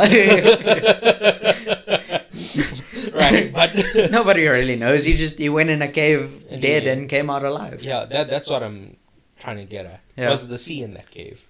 We'll never know. Right. The main reason I like the scene is that it introduced the octopus Topo, who was my favorite character. He's a Right. cephalopod. Who gives a fuck, man? I Probably Topo. I constantly giggled whenever he was on screen. Yeah. Like, he makes the same noises as Zoidberg from Futurama. He makes like that. Truly, I loved him so much. Bro. Topo, my favorite character of 2023. Okay. Yeah. Okay. Right. If you say so. Like You didn't like Topo? I He is my second favorite character. Wow. All right. Well, okay. Let's see when you bring it up, right? Okay. The music was also superb. Both the soundtrack and the score. Yeah. My favorite theme from the score is the Black Manta theme. Yeah. Right? It is a very nice theme. And the song over the closing credits, it's called Deep End by the Ex-Ambassadors. Oh. I've been listening to that quite often. Oh. Because it's a dope song. And, you know, like I mentioned, in the IMAX, the sound from the IMAX. Yeah. Having that come up over the credits was dope. Yeah. I'm realizing I'm saying dope a lot in this episode, but yeah, that's how I would characterize this movie. Dope. Put that on your poster. Okay, nice. Right. Another terrific moment is when Aquaman says, I don't know if you know this, but I'm not popular with pirates. And Orm says, oh, I'm well aware. You know that sinister thing, like you think he's betrayed him, and but it was immediately cleared up. Yeah. I really think, again, Patrick Wilson kind of outacted Jason Momoa throughout this movie. Definitely. There's only 100%. one moment where I'm like, oh, this is horrible. Okay. And we'll get to it. Okay. But, I especially like the line, put a hook in it. Yeah. Now, and this is why people subscribe. Okay. Right? We're breaking down what people can't see here, right? Right, yes. So, you see a hook.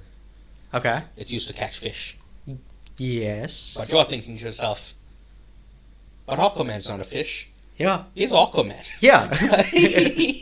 But here's the thing. It's a metaphorical hook. And the metaphorical hook was a lie. You know, to lure him in. Yes. Right? I see. Yes. Oh my But goodness. also, here's another thing. Okay. It's a play on the phrase, put a sock in it. Oh my Right? goodness. Which means shut the fuck up. So, which is something I tell my brother all the time. So, right, incredible line. Yeah. I'm going to say put a hook in it to a lot more people.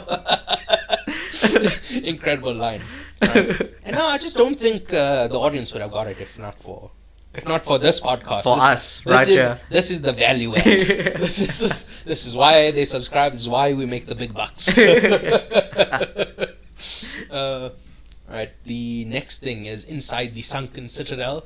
Yeah. There's a Max Rebo style band, and we see this universe's version of Cy Snootles performing. Cy Snootles. So tell me, do you know who the Max Rebo band is, and do you know who Cy Snootles is?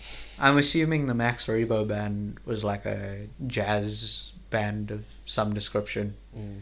Probably from, what's it called? The Cantina in Star Wars. No. No? Okay. What is it? You're on the right track. Okay. Well, first tell me, you can guess that Cy Snootles is the lead singer of the Max Yeah. Right, yes. The Max Rebo band is from Return of the Jedi, the sixth movie. Okay. Not the fourth. Okay. But yes, Max Rebo is like this purple elephant, or he's like a dark blue elephant. Okay. Right. And Cy Snootles is this lady who's like 90% legs, and like a small circle, that's the body. Okay. And like giant arms. And she's the lead singer of the Max Rebo band. Right. Right? Okay. And the lady performing the song when we get into the sunken citadel Yes. looked a lot like Cy Snootles. Right? But more fishy. Yeah. And I gave a great big chuckle when Aquaman said, you expect me to play footsie with someone with that much blood on their hands? And the guy goes, I don't have hands or feet.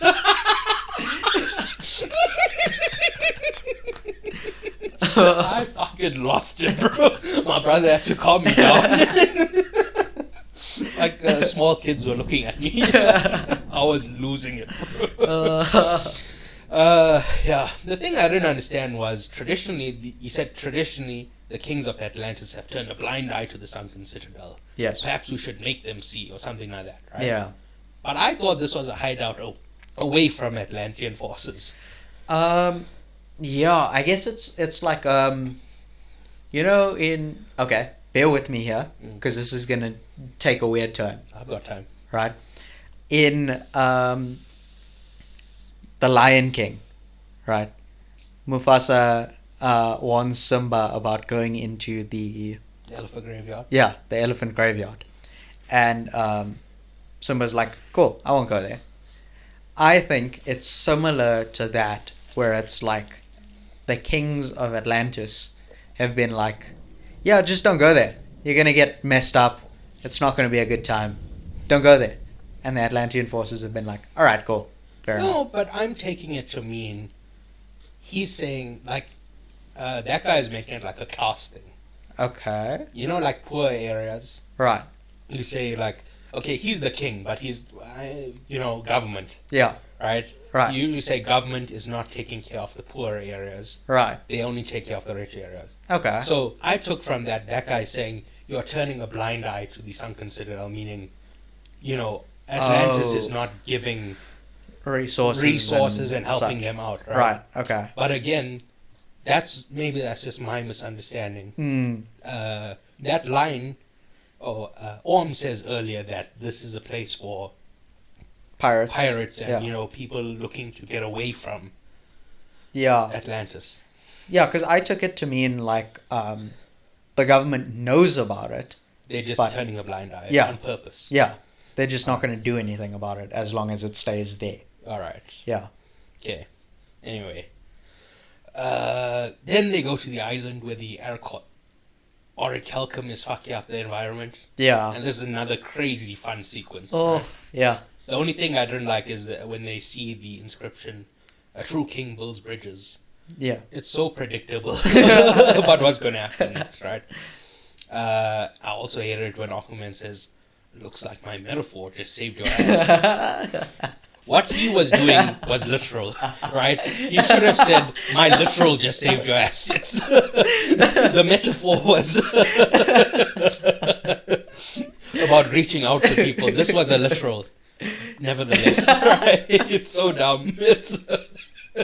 I loved it so much. Om shouldn't have let him get away with it. Om should have been like, "You idiot, you don't know what a metaphor is." Right.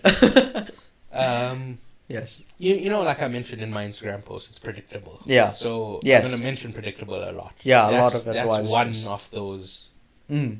but that's a very small one. Yeah. I think the plot in general was very predictable. Yeah, it was. Because we watched the first movie the other day, right? Yeah.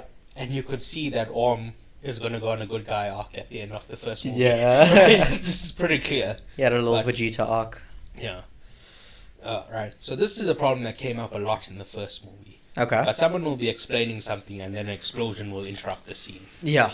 This happens when Randall Park is explaining Black Manta's plot. Yeah. But at least they only did it once as compared to the 3 times in the first movie. Yeah. Right? It's just like a cheap way to get out of the scene. Yeah. It's like, hey, we don't know how to end this So- scene. We're just going to blow it up. Yeah. Although it kind of works there. I don't know why, but it does for me.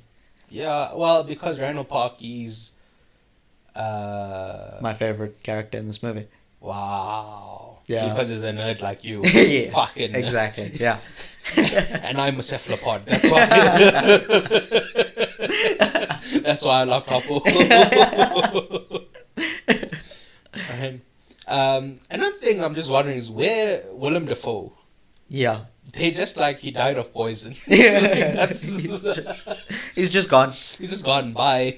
That's never dealt with again. Like, oh my god, Willem Dafoe's dead. I miss him. It's just like, oh, fuck, that guy is gone. We always hated him. Right. And then when the Atlantean shop, we get this dope shot of the underwater and overwater with the missiles launching. Yeah. That's another very cool visual I loved. Again, the IMAX is so cool. Like, Yeah. seeing this in IMAX 3D, holy shit. Okay. And then another predictable moment is when the Brine King says, "Orm cut off the arm," Yeah. right? I love it. It's immediately obvious that he would either lose that arm or lose both arms, right? Because it's a sequel, right? Yes. So they usually ramp it up to be like, "Oh, I lost one hand in the first one, I'm going to lose 2 in the second." But yes, this also works, right? Very predictable. John Rhys Davies. Yes. I love him so much. And then Orm explains the plot to us. Yes. And another predictable thing I saw coming a million miles away is that the villain was Atlan's brother. I didn't see that coming. Well, it's a movie about brothers. Yeah. And like, he has the Dark Trident, which is a mirror of Atlan's trident. Right, yes. So I just assumed this is going to be about brothers. That makes a lot of sense. No, and like Orm would be, because this is a question of will Orm betray them? Yeah. Because we had a few moments of, Oh, he might. yeah, like the one I mentioned about where it's like, oh, I'm well aware. Yeah. And then later on where Dolph Lundgren is about to die, and you think he leaves, and then he comes back and cuts it off. He goes around the tower. It's the question of this movie is, will Orm be redeemed? Yeah. And that's a very easy question to answer. Yeah. Obviously, no. I could have told you at the end of the first movie Yeah. that this is how this movie would end. Yeah. Right. Right. But generally, the big bad Yes. will be controlling, or Yeah. or will offer something to the person who needs to be redeemed. Yeah. And then that person will reject it. And he didn't really do that. Yeah. But that's just narrative. Because he still takes the trident. He catches it to save Mira. Yeah. He didn't take the trident. Well, he kind of... Because he got possessed. Yeah. So, like, he still kind of takes it. No! Look, they threw the trident at Mira. Yes. He catches it. It stops just before her face. Yes. And yeah. It's not, he didn't do it on purpose to, like, steal the trident. He was saving her. Oh, okay. You're making it seem like he made a play for the trident. Yeah, because it, like, for me, it I don't know why, but it felt kind of... You're just biased against Orm. My guy Orm. Maybe. You're just hating. Maybe a little bit. He has dope hair. He's ripped as shit. He is. You're just yes. hating out the gate. Hating from outside the club. You can't even get in. Yes, so I'm hating him from outside. Yeah. Yeah. Anyway. This is a movie about brothers. Of course, a villain. This is too predictable. Okay. I was hoping that they would subvert my expectations, but they didn't. Okay. That being said, this flashback to the Brothers' War was also very, very dope. Yeah, it was. I'm shocked that people find this movie boring. Okay. My dad told me he fell asleep. Well, our dads fall asleep through any movie. But still, this was such a fun, I understand falling asleep to, like, The English Patient or, like, Out of Africa. Like, makes sense. This cool. is a blockbuster movie with, like, colors popping off the screen and, like, him riding a seahorse. It's so much fun. Okay, well, a crabman doesn't fight a shark in this movie, but... Yeah, that is true. They're on the same side this time. I docked a point because they didn't. Crabman didn't fight a shark, but yeah. It's just very disappointing. Yeah. When a good movie comes out, Yeah. you hope it gets supported. Yeah. Then a bad movie comes out and it does get supported. Yeah. Like that Spider-Man movie, I don't know. Anyway, the third act is, again, predictable. Yeah. There's nothing I can really say about the third act except predictable. Everything that happens there is just what happens in It's all like superhero movies. It's like what's his name? You're gonna Korvac. No, I don't think so. No, Black Manta. No, it's there was the guy who said like Marvel movies are like a roller coaster. Oh, Scorsese. Scorsese, yes. Martin Scorsese. Yeah, it's like you know exactly what you're gonna get. Yeah. You're just along for the ride. Yeah. Yeah. True. Then Black Manta is as big of a hater as his dad. Yeah. I love it. I love it. I love it. I love it. You know what? I would not have respected him if he took Aquaman's hand. Yeah. He is, and the thing is, I would say he's not dead. Okay. He would come back for Aquaman 3 and finally be the big bad. If that, well, it won't. Will it? Because they're rebooting the universe, Yes, right? yes. That's why I'm trying to get to that. Okay, I'm right. saying, I think he's alive. Okay. but it doesn't matter because, Because he's being rebooted. yes, for all intents and purposes, the universe is dead, so he's dead. Yeah. Right? Right. But if there was going to be an Aquaman 3, Yes. I would say that he's not dead and he would come back to be the main villain. Okay. Yeah. Right? Yeah. But Finally, again, he gets his actual shot. yes, because Yeah. in the first movie, he's Orm's kind of henchman. Yeah. In this movie, he's Korvax's henchman. Yeah. So he would finally get play as, like, the big bad. Yeah. No henchmaning about. Yeah. Right. Then this is the worst part of the movie. Okay. And I said so this line both sucks and Patrick Wilson delivered it poorly. Yeah. Right? Okay. Where he says, well, your metaphor just saved the world's ass. Right?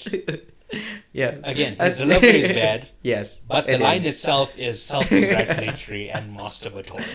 Right? It's so like you're so up your own ass to say that, right? Because when I first saw that, Yes. I thought it was the director who was like congratulating themselves. Yeah. Because obviously this is a movie about climate change. Yes. And in a perfect world, well, not a perfect world, in a world, Yeah. like a bunch of people see this Aquaman movie. Yeah. And they're like, God damn it, we need to do something about climate change. Yeah. Right? Right. And in that sense, the metaphor is the movie that saved the world's ass. Oh. Right? Yes. Right. But now that I know that Jason Momoa was the one who, pushed this climate change angle in, Yeah. I feel like he's the one. And Orm looks directly at him and says it. Yeah. So I think it's so, again, just self-congratulatory. Yeah. Masturbatory. it's I disgusted me a little bit. Okay. Right. Yes. Right. The last thing I want to say is it's insanely derivative of other superhero movies. Okay. Yeah. This is not the last thing I want to say. Okay. But yes, Arthur and Orm is the same as Thor and Loki, Okay. which is directly called out within the movie. Yeah. He calls him Loki. Yeah. The address to the United Nations revealing Atlantis is the same as Black Panther revealing Wakanda. Sorry, just on the point of Thor and Loki, right? He calls him Loki.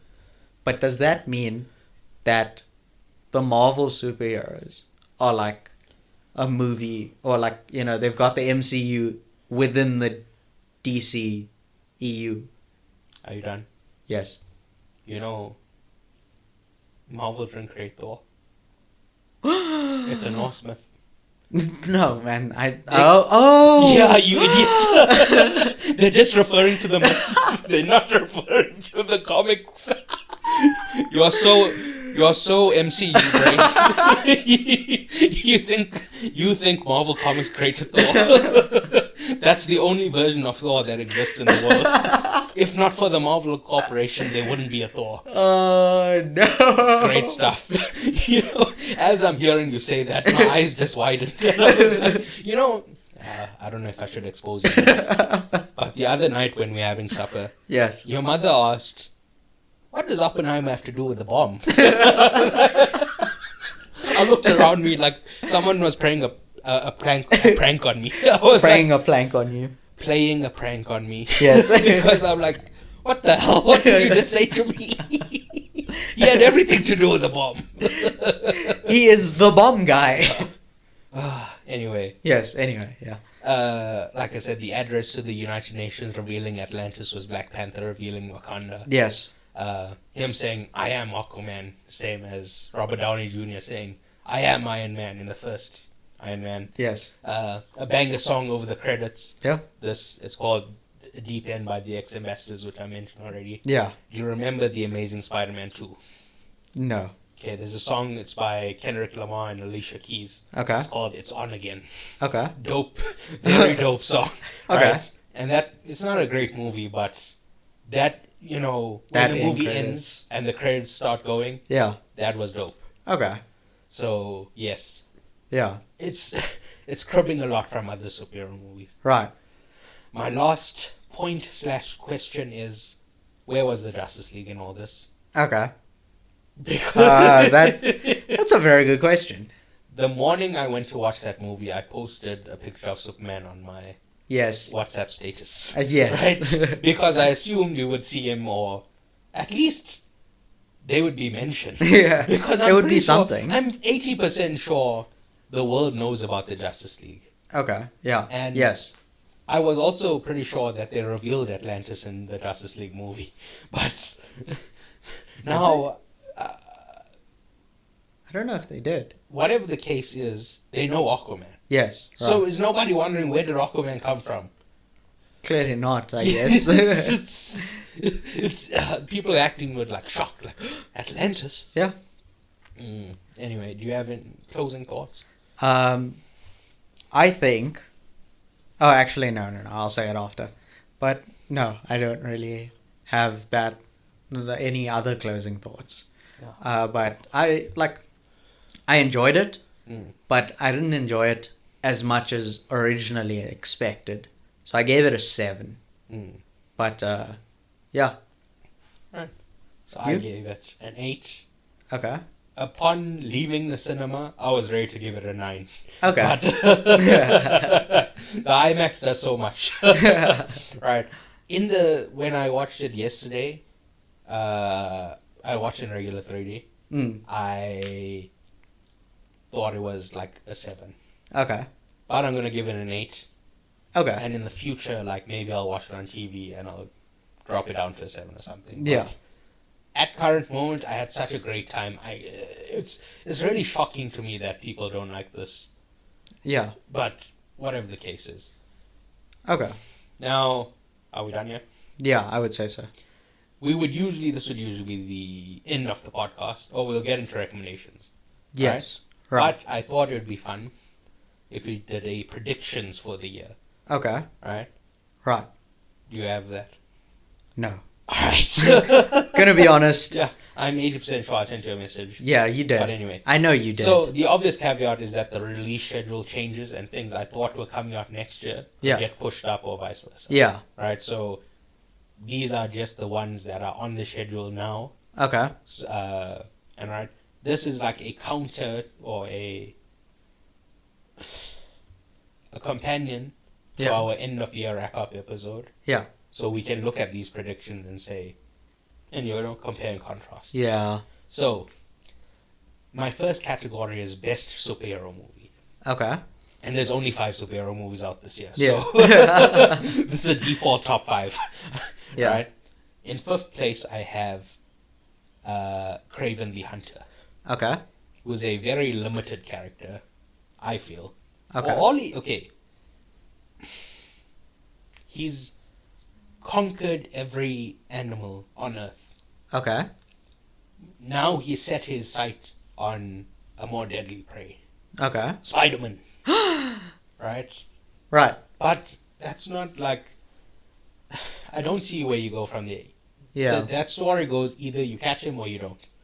It's he doesn't have a lot of like room for growth. Yeah. And I don't like Aaron Taylor Johnson as an actor. Okay. So I think this movie's gonna suck. Okay. That's just my opinion. Right? Okay. Right. In 4th place, I have Venom 3. Okay. And I really don't care for the prior Venom movies.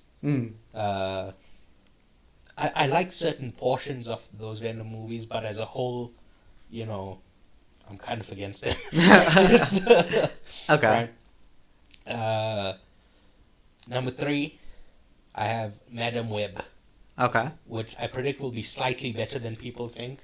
Okay. I'm calling it now, the Aquaman 2 of 2024. Right. And these 3 movies are part of the SPUM. The SPUM. Are you familiar with the SPUM? Sony something. So in the 90s, Marvel were going out of business. Yes. And they sold off their popular characters. Yes. And pretty much they've gotten all of them back except for 2. Okay. One is Spider-Man. Yeah. And, his related characters. And the Hulk. Okay. They can't make a solo Spider-Man movie. They can't make a solo Hulk movie. Yes. Right. They have to be in concert with the Sony company if they want to make a Spider-Man movie. And they have to, be in concert with the Universal Corporation if they want to make a Hulk movie. Yeah. Right. Right. So Sony with the non-Spider-Man characters, the rest of his universe, they can use his rogues gallery and characters with that, revolve around him. Like say a Gwen Stacy, yeah. like a Venom, like a Madam Web, like a Craven. Yes. Right. So, like a Morbius, that doctor, that good old doctor. Yeah. The TV show The Good Doctor is about Morbius. He's such a good doctor. But yes, this has become the Sony Pictures universe of Marvel movies. Okay. The spam. Okay. Yeah. Right. Right. Yes, and those are the bottom three because I think they're all going to be rubbish. Okay. Just based on their previous output. Right. Their previous output being the first two Venoms Yeah. and Morbius. Okay. And there's another one I'm pretty sure. Whatever. I don't know. Yeah. Right. In number 2, I have Deadpool 3. Okay. Again, it's a default second because the Spa movies are all dire. Right?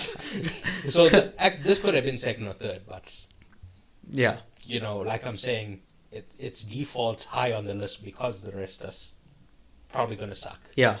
Right? I had some fun with the first Deadpool, Okay. but I didn't really like the second one. Okay. I thought the second one kind of sucked. The whole death plot and Yeah. Okay. Because, that's what we loved about the first movie. Him and Vanessa, yeah. But, yeah, I think it's going to be the second best superhero movie out this year. Okay. And in first place, we have Joker. Folie à Dieu. Another default result. Just side note before I talk about this, I thought this movie should have been named Gotham. Why is that? Gotham. I have no idea. Because the first Joker movie Yeah. is a shameless ripoff of Taxi Driver. Okay. And Scorsese's next movie after Taxi Driver was New York. Oh. Right? So this should be Gotham. That's what I thought. Okay. But they named it Folie à Deux, Oh. which means a joint delusion. Okay. So they're introducing Harley Quinn. Yes. And I'm led to believe that this is going to be a musical, Ooh. which I wish they hadn't announced. I Yeah. wish I didn't know that. Yeah. I wish I just walked in and it was a musical. That would be way more fun. That would have been crazy. Yeah. Right. But yes, the first joke is obviously a shameless ripoff. Yeah. But it's not a bad movie. Okay. Yeah. Right. So, it's a very, very low bar. Yeah. Looking at the movies this year, none of these I had a good time with in their previous movies. Yeah. So, it's looking bleak, but maybe Joker could be good. Although, I personally think that Deadpool 3 is going to be the best superhero movie. Alright, fair enough. Because they've got a huge Jackman propping it up. Get it? Okay, never mind. Don't worry about it. Intentional silence. Right. Anyway, Okay. so that's the end of that category. Yes. And I have the biggest surprise. Okay. Open bracket, negative, close bracket. Right. Number 5, Ghostbusters Frozen Empire. Okay. Now, we spoke about The Last Jedi being one of the most divisive movies of the 21st century. Yes. Another top 5 most divisive movie would be The Lady Ghostbusters in 2016. Yes. Last year, or 2 years ago, they made another Ghostbusters movie, which is very safe and down the road. Yes. And that was very well received. Yeah. And I thought that movie sucked shit. Okay. Right? Right. And I think they've learned the wrong lesson, Yes. and they're gonna double down on that in this new Ghostbusters movie. Okay. So, and I think audiences will come to their senses this year and, reject this bullshit. Yeah, we'll see. But I don't know. Okay. Number 4, which I think will be the biggest negative surprise. Okay. Inside Out. Okay. Huh. Okay. The first one was one of the best movies of the 2010s. Right. Making a sequel will ruin it. I think they should just leave it be. Yeah, fair enough. That being said, it could be this Toy Story thing, Yeah. where they didn't want to make a Toy Story sequel, Yeah. and Toy Story 2 is one of the best sequels ever made. Yeah. Not my opinion. But other people have said this. Yes. So, actually, when I was a kid, I watched Toy Story 2 more than I watched. Toy Story 1. Yeah, I Okay. liked it more than the first. Okay. I haven't seen the third one. Yeah. I've seen portions of the third one on TV Okay. because I was like in my teens by the time That that one came out. Okay, yeah. And then Toy Story 4, I haven't even seen 1 minute of it. So yes, I think at some point we'll probably do the Toy Story movies on this podcast. Yeah. But for now, I like Toy Story 2 more than, so I doubt that this will be Toy Story 2. But you But never know. You never know. Yeah. But this is just my, it's predictions, Yeah. I'm not saying this will definitely happen. Yeah. Right. Number 3, Craven, Okay. the Hunter. People are focusing on Madam Web Yes. as the movie that's going to suck this year. Okay. But I really feel Craven is going to be worse. Okay. Again, just call it a feeling. Yeah. Maybe it's just because I love, what's her name? Dakota Johnson. Oh. She's Madam Web. Okay. Right? Yeah. And I don't like this guy, Aaron Taylor Johnson. Yeah. But, yeah. I have Craven as my number 3 disappointing movie of the year. Okay. In number 2, I have The Fall Guy. Okay.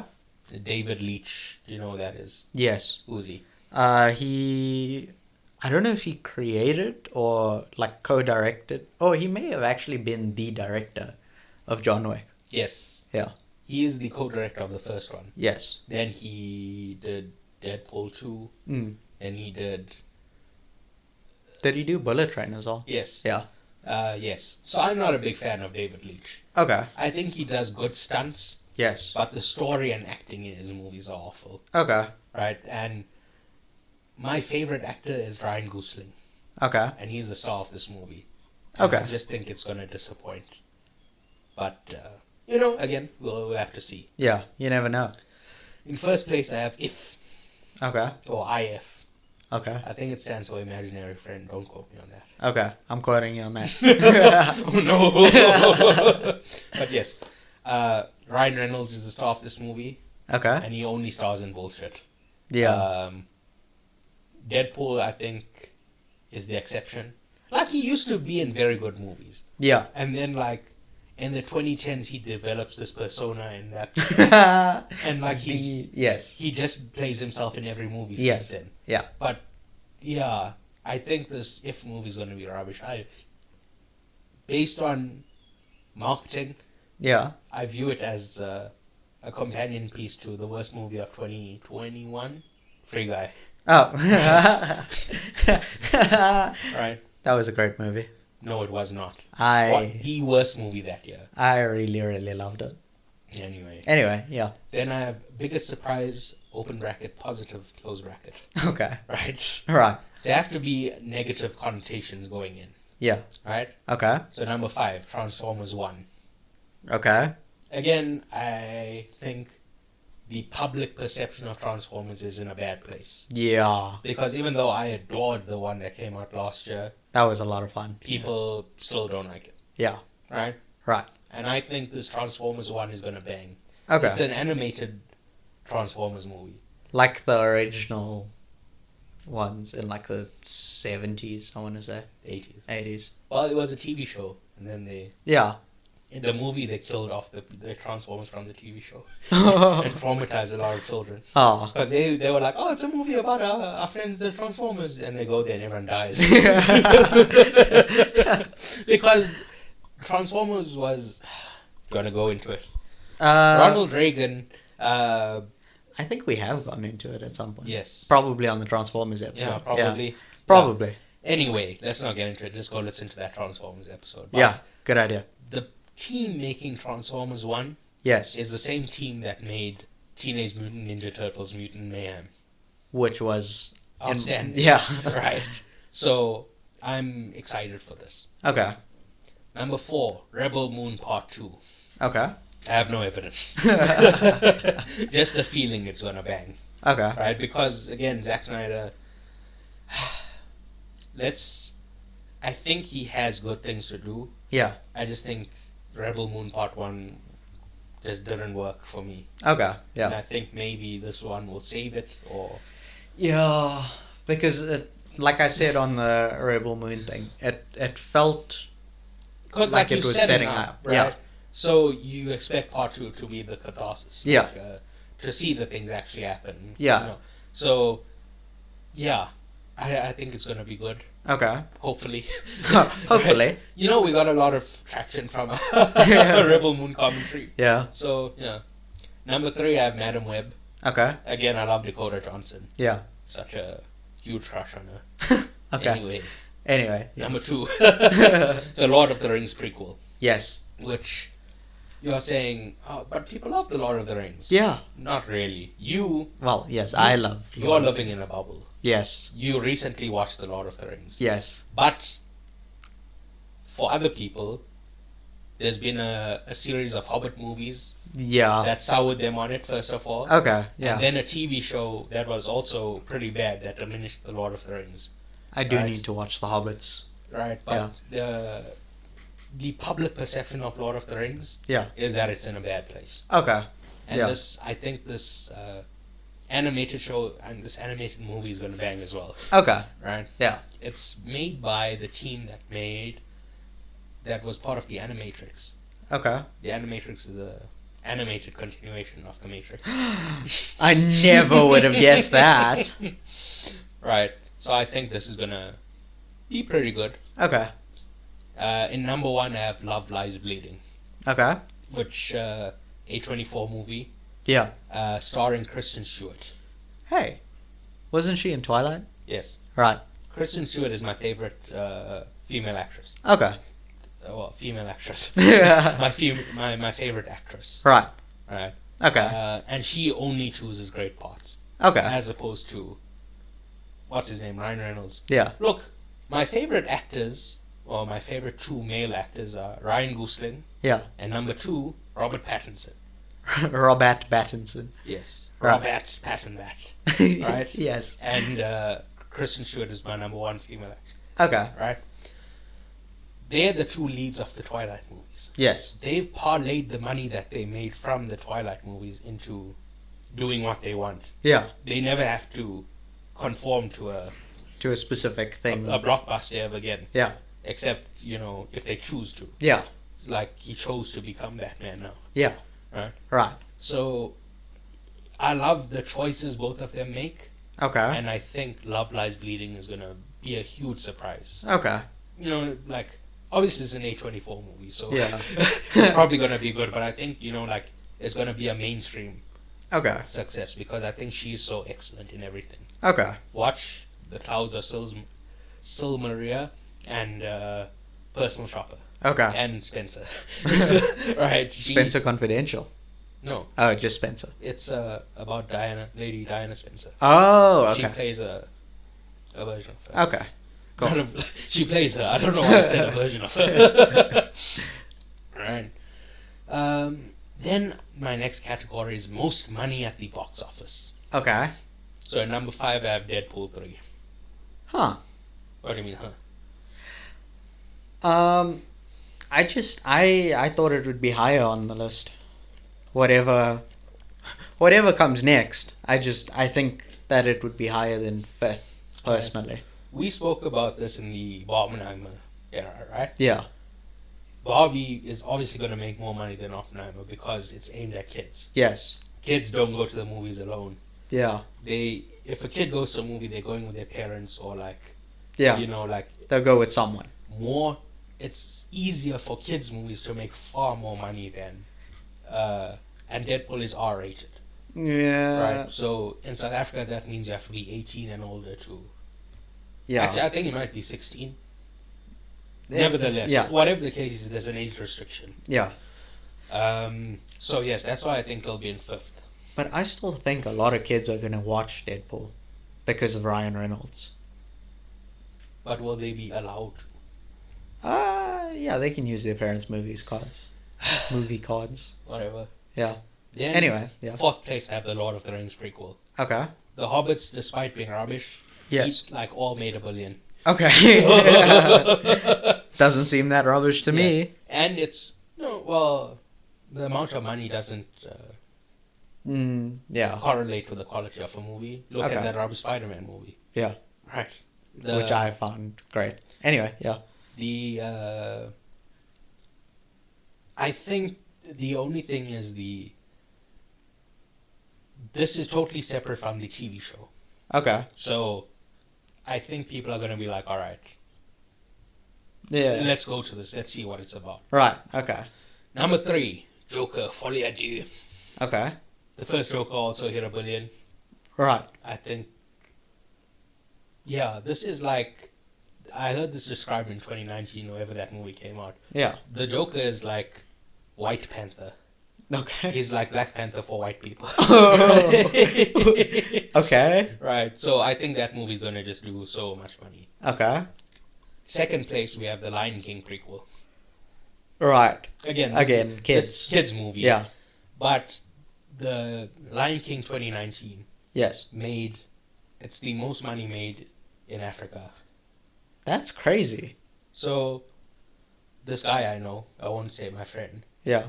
he worked at a company that, like, Does the stats for them. does the stats. Okay. And he asked me, hey, what do you think the number 1 movie is? And I'm like, it's Lion King, the live action one. Yeah. And he's stunned. He's like, how do you know that? I'm like, I'm not a fucking idiot like you. This is your job, idiot. Anyway, yes, Lion King is exceptionally well liked. And I Is think... it? Yes! The live action one. No. Oh, original Lion King. No, I'm trying to say it made money. Oh. I'm not, Yeah. When I say well liked, that's what I was trying to say. Okay. That it made...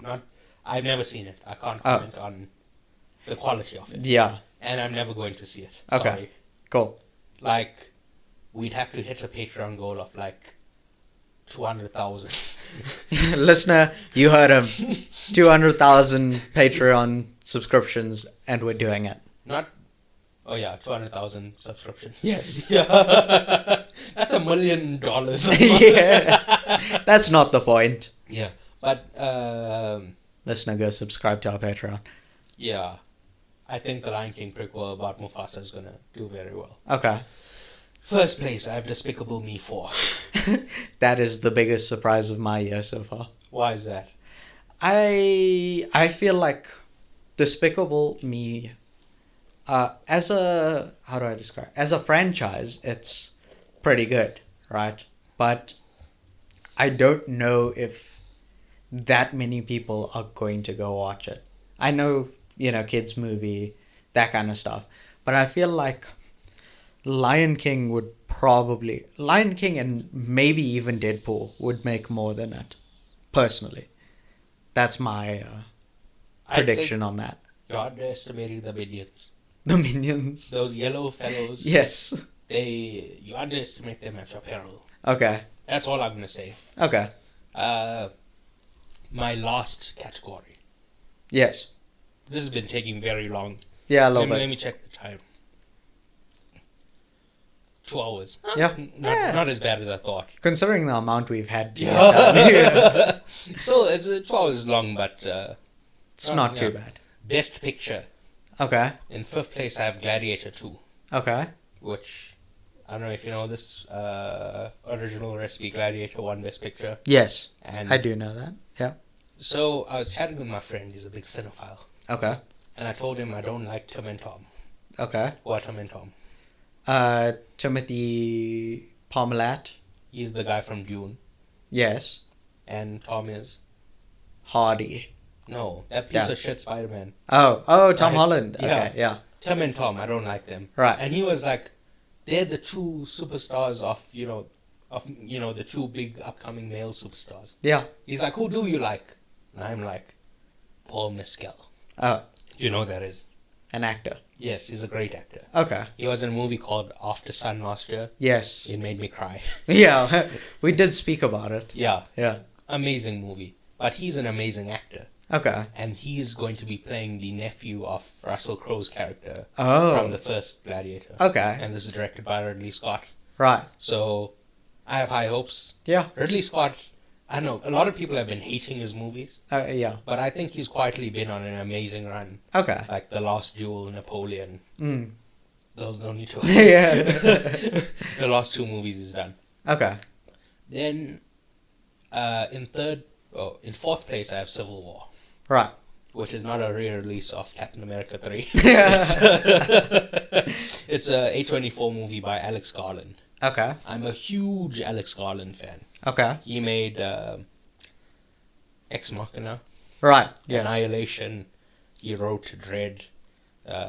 Just an incredibly talented filmmaker. Okay. I love his work, and I don't know anything about Civil War. I don't even know the plot. I just know he's making it, so I'm gonna watch it, and I think it's gonna bang. Okay. Third place, Yes. Furiosa. Okay. It's not Furiosa, It's Furiosa. which is the Mad Max prequel Yes. about Charlize Theron's character, but she'll be played by who's that thin actress? Anya Taylor-Joy. Oh, is she? Okay. She's very thin. Huh. Okay. You've never seen her. No, I watched the Queen's Gambit. Oh, Yeah. that. Okay, never mind. But yeah. She's very thin. Okay. Anyway, she's gonna be Furiosa, Okay. and I think Chris Hemsworth is in this movie. Huh. Yeah, What's he doing there? I don't know. Hanging out. Yeah. But yes, Mad Max Fury Road Yes. was one of my top movies of the 2010s, Right. maybe of the 21st century, Okay. and I think it's maybe my number 2, Huh. right? That's pretty good. And the only thing better than that I have at number 1, Avatar. no. What? Avatar didn't come out in the 2010s. Oh yeah, that was 2009. I've mentioned this many times. I don't know. Blade Runner 2049. God damn it, I should have known. Directed by Denis Villeneuve. Yes. And he's also the director of Dune, which is my second movie. Oh, segue! Yes, it would have helped if you could say some of those things, and I don't have to answer them myself. But yes. Blade Runner, my number 1 movie of the 2010s. Yes. Denis Villeneuve, one of my main guys. Dune 1, like Rebel Moon Part 1, is a Part 1. So, lots of setup. Yes. And now things are popping off in the second one. Yeah. And I think this is going to be incredible. And I'm going to watch it in IMAX. Okay. I'm going to shit my pants. Oh no. It's going to be amazing. Oh no. And why is that only number 2? I don't know. Because in first place I have Mickey 17, Okay. which is Mickey Mouse when he's about to become a... it's a teen drama about him becoming a man. No. Okay. So it's directed by Bong Joon-ho. Okay. He made Parasite. Yes. Best Picture winner from a few years ago. Big fan of his filmography. Yeah. But starring Robert Pattinson, Oh. right? Okay. It's about an astronaut. And that's all I know about it. Right. I just think that's a dream team. Big Man Bong, Robert. Yeah. They're gonna, They're gonna cook. Yeah. So that's it. Those are my predictions. Like in my mind, I would have had Dune for the top spot, just because of the kind of the hype surrounding it after the first one. All right. But that's me. Okay. Yeah. Well, this is not your prediction section, is it? Yeah, I know. If you had only written down some predictions, maybe you could have said that. But If only. Yeah. I'm gonna silence that in the edit, so Okay. nobody knows what you said. Nobody knows what you would have had as your prediction. So can we get into recommendations? Yes. Obsession. Okay. I'm worried that I'm too lenient if a director says, "Hey, this movie is my version of Vertigo," Okay. as I've given 10s to every retelling of Vertigo I've seen. Yeah. So Paul Verhoeven's Basic Instinct, Park Chan-wook's Decision to Leave, and Brian De Palma's Body Double. Okay. That being said, Body Double is more of a Rear Window retelling with certain elements from Vertigo. Okay. Obsession is also directed by Brian De Palma, and this is his true take on Vertigo. And Right. it is not great. Oh no. Right? Okay. It stars Cliff Robertson. You know who that is. No. He plays Uncle Ben in the Sam Raimi Spider-Man movies. Oh, yeah, okay, yes. But this was in the 70s when he was like, in his 40s. Yeah. Maybe. Whatever. I don't know how old he was. Okay. Right. Vertigo has a convoluted plot as is. Okay. And this movie somehow made the core premise even more far-fetched. Right. I gave it a 6. I know this is a recommendation section, but I don't recommend this. Oh, no. Just go watch Vertigo or one of the other ripoffs. Okay. Just something else. Yeah, it's really not as good as the others. Okay. Right. Then I have Drub. Right. This is the first feature by dream scenario director Christopher Worley. Right. Okay. It is about a comedian who fakes a viral video and an energy drink company hires him to do something similar for them. Okay. It's a satire mainly aimed at advertising, and I laughed a lot at many points about the movie. Yeah. I gave it an 8. Okay. Funny movie, but weird. Mm. Some of the satire doesn't land. Okay. Then I watched May December. Okay. It's about an actress researching the role she's going to play about a woman who raped her student when he was in grade 7. Damn. Right? Okay. So they got married later on in life. Oh, the same. So he was in grade 7. Right. She was his teacher. Right. She raped him. Yes. She went to prison. Right. When she got out of prison, they got together. Huh. And he was of age when she got out of prison. Right. Okay. And then they just kind of lived together for a long time. Huh. She passed away in 2020, I think. Oh. And this movie's has been made. Yeah. Since she died. Okay. It recently came out on Netflix. Okay. Yeah. Right. Stars Natalie Portman and Julianne Moore. Okay. So, let me get back to it, right? It's like a criticism of actors or artists in general and how they do fucked up things to make their art. Yeah. Right? Because Natalie Portman is really getting up in their business. Yeah. It's wonderfully acted, and I love the piano that plays throughout. Okay. It's obviously a hectic subject matter, so it's not for everyone. Yeah. I gave it an 8. Now, we've already done our end of year episode. Yeah. But I would have Natalie Portman on my... Best actress. Well, I don't know if she's best... Is she the main character? I don't guess know. so. Okay. I would... Yeah, best actress. Okay. Then I watched Godzilla -1. Okay. So this is not within the current Godzilla /Kong universe. This is a standalone movie made in Japan. Right. That has been getting rave reviews, and I totally loved it. Okay. My only regret is that this wasn't available in IMAX, because it was such an enjoyable experience. I gave it a 9. Okay. I would probably have given it a 10 if this were in IMAX. Oh. Oh, damn. But okay. It wasn't, so. Oh. Alright. Then I watched As Good As It Gets. Okay. It's been quite a while since I started a new Blank Check series. Yeah. I believe that the last one I did was Tim Burton. Yeah. That was very long ago. Yeah, it was last year. Yeah, because I also follow along with the latest series. Yeah. But going back and listening to older series, I do intermittently. Yeah, right. Okay. Now I'm doing James L. Brooks. Have you heard of him? He's a director. Sure. Okay. Yeah. That's the best it? I've got. Yeah. So he's extremely, extremely famous in the world of TV. Okay. Due to executive producing The Simpsons. Oh. But I was unfamiliar with the majority of his filmography. Okay. I didn't even realize he was a director. Right. He just seems like an executive I'd only known producer. him from The Simpsons. Right, yeah, okay. His name comes up in the executive. It's Matt Groening, James L. Brooks, and Sam... Miss Mal. No bad. Remy. Whatever. Sam someone. Yeah. Sam Simon. Okay. Yeah.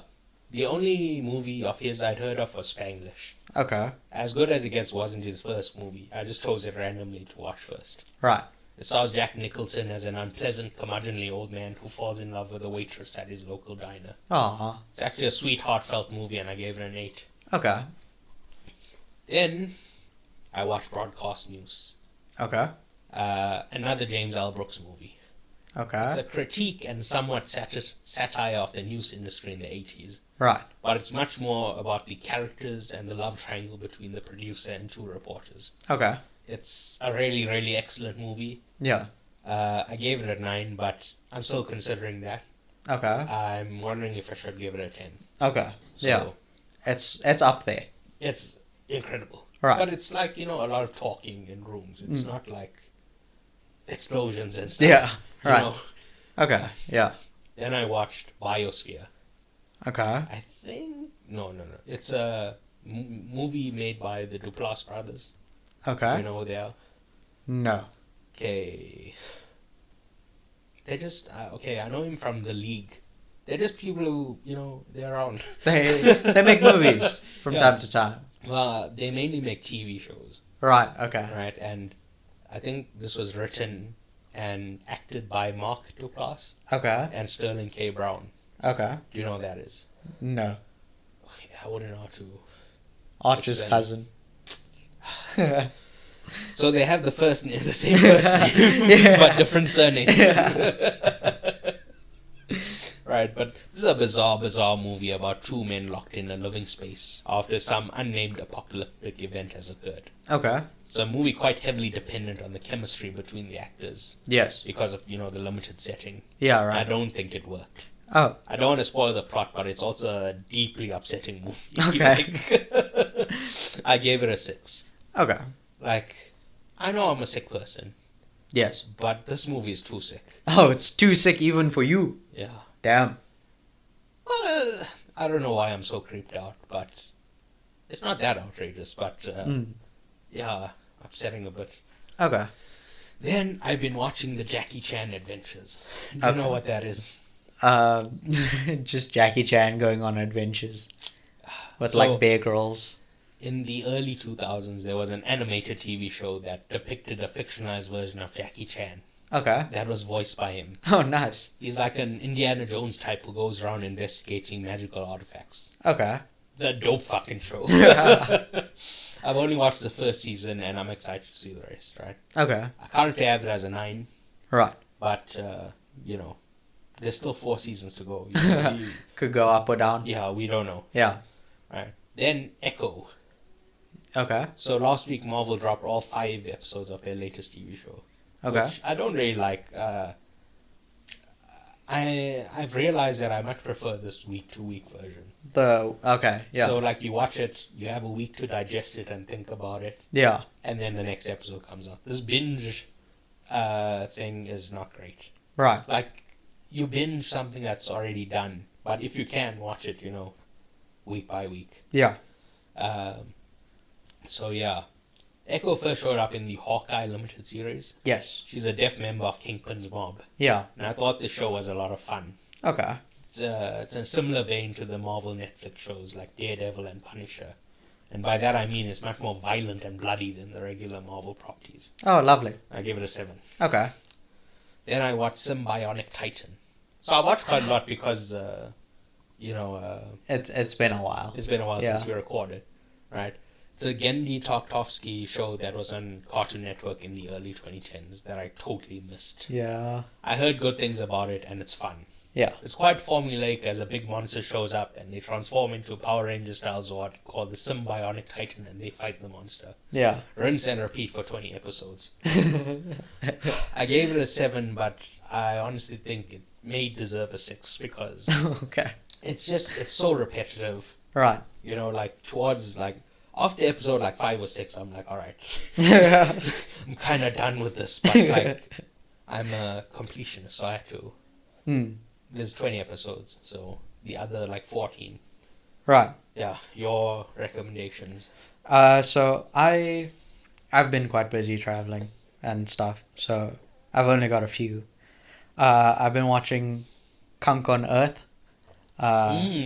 Yeah, it's I mentioned this a long time ago on the pod. yeah, One of our first episodes. Yeah. But yes. it stars Diane Morgan in like a kind of mockumentary kind of setting where it's like she's saying things, but Yeah, ironic. yeah, it's very strange. Satirical. Yeah. It's But written it's- by Charlie Brooker. Oh. You don't know that. No. He makes Black Mirror. Oh, okay, yeah. It's just it's a lot of fun as well. For me, it's a lot of fun like knowing certain things, and then she'll say something, and it's like A joke. yeah, that's That's a lot how of fun. comedy works. Yeah. I agree. Yeah, yes, that is. So far, it's like a solid 8 for me, but I've still got one more episode to go, so we'll see how much it changes. Then I also watched The Queen's Gambit, because, big chess nerd. Is there a new season? No. Oh. I think it was just a limited series, so it's just that Okay. Yeah. Are you rewatching it? Yeah. Fuck me. What? You always complain about, oh, I have this long list of movies to watch. But Yeah. then you rewatch The Queen's Gambit. Yes. So, Yeah. there we go. But yeah, it's... I blame you. That's what I'm saying. It's a hard 10 for me. I just... like... It goes into this weird kind of detail where, like, even though it's fictional, it feels like it's based on real events. And that's really, really fun for me. I really, really enjoyed that. Then I also watched Kim's Convenience, which is it's about this. I want to say they're Korean, but I'm not entirely sure. But basically, it's about an immigrant family that comes to the U.S. and they run a convenience store, and basically the whole thing is that like different people come in and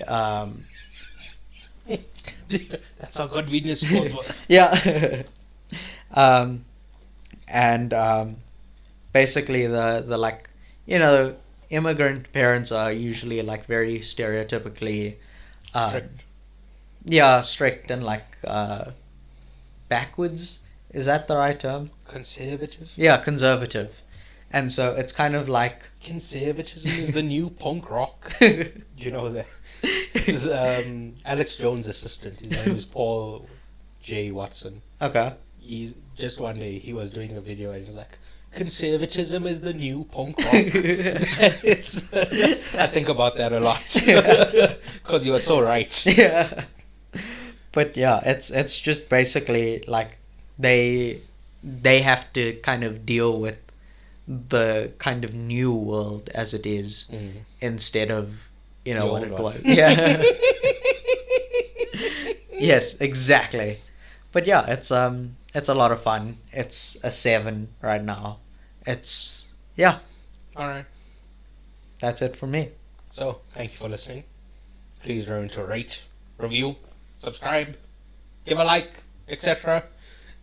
Importantly, it needs to be a 5-star review. It has to be. Like, I'll send you an angry letter. Like a written Yeah. physical letter. Yeah, a snail mail. Right. A snail mail. That's what it's called. Yeah. Well, Yes. you see, because snails go very slowly, Yes. as opposed to an instant mail. Yes. All right. Okay, cool. An electronic mail, as it were. Yes. Please subscribe on Patreon to listen to our movie commentaries. Yeah. You can find all our links at PAICIP.com. That's PAICIP.com. Please tell a friend. Tell that friend to tell a friend. Tell a family member. Tell everyone. And, yeah, goodbye. Cheerio. Bye.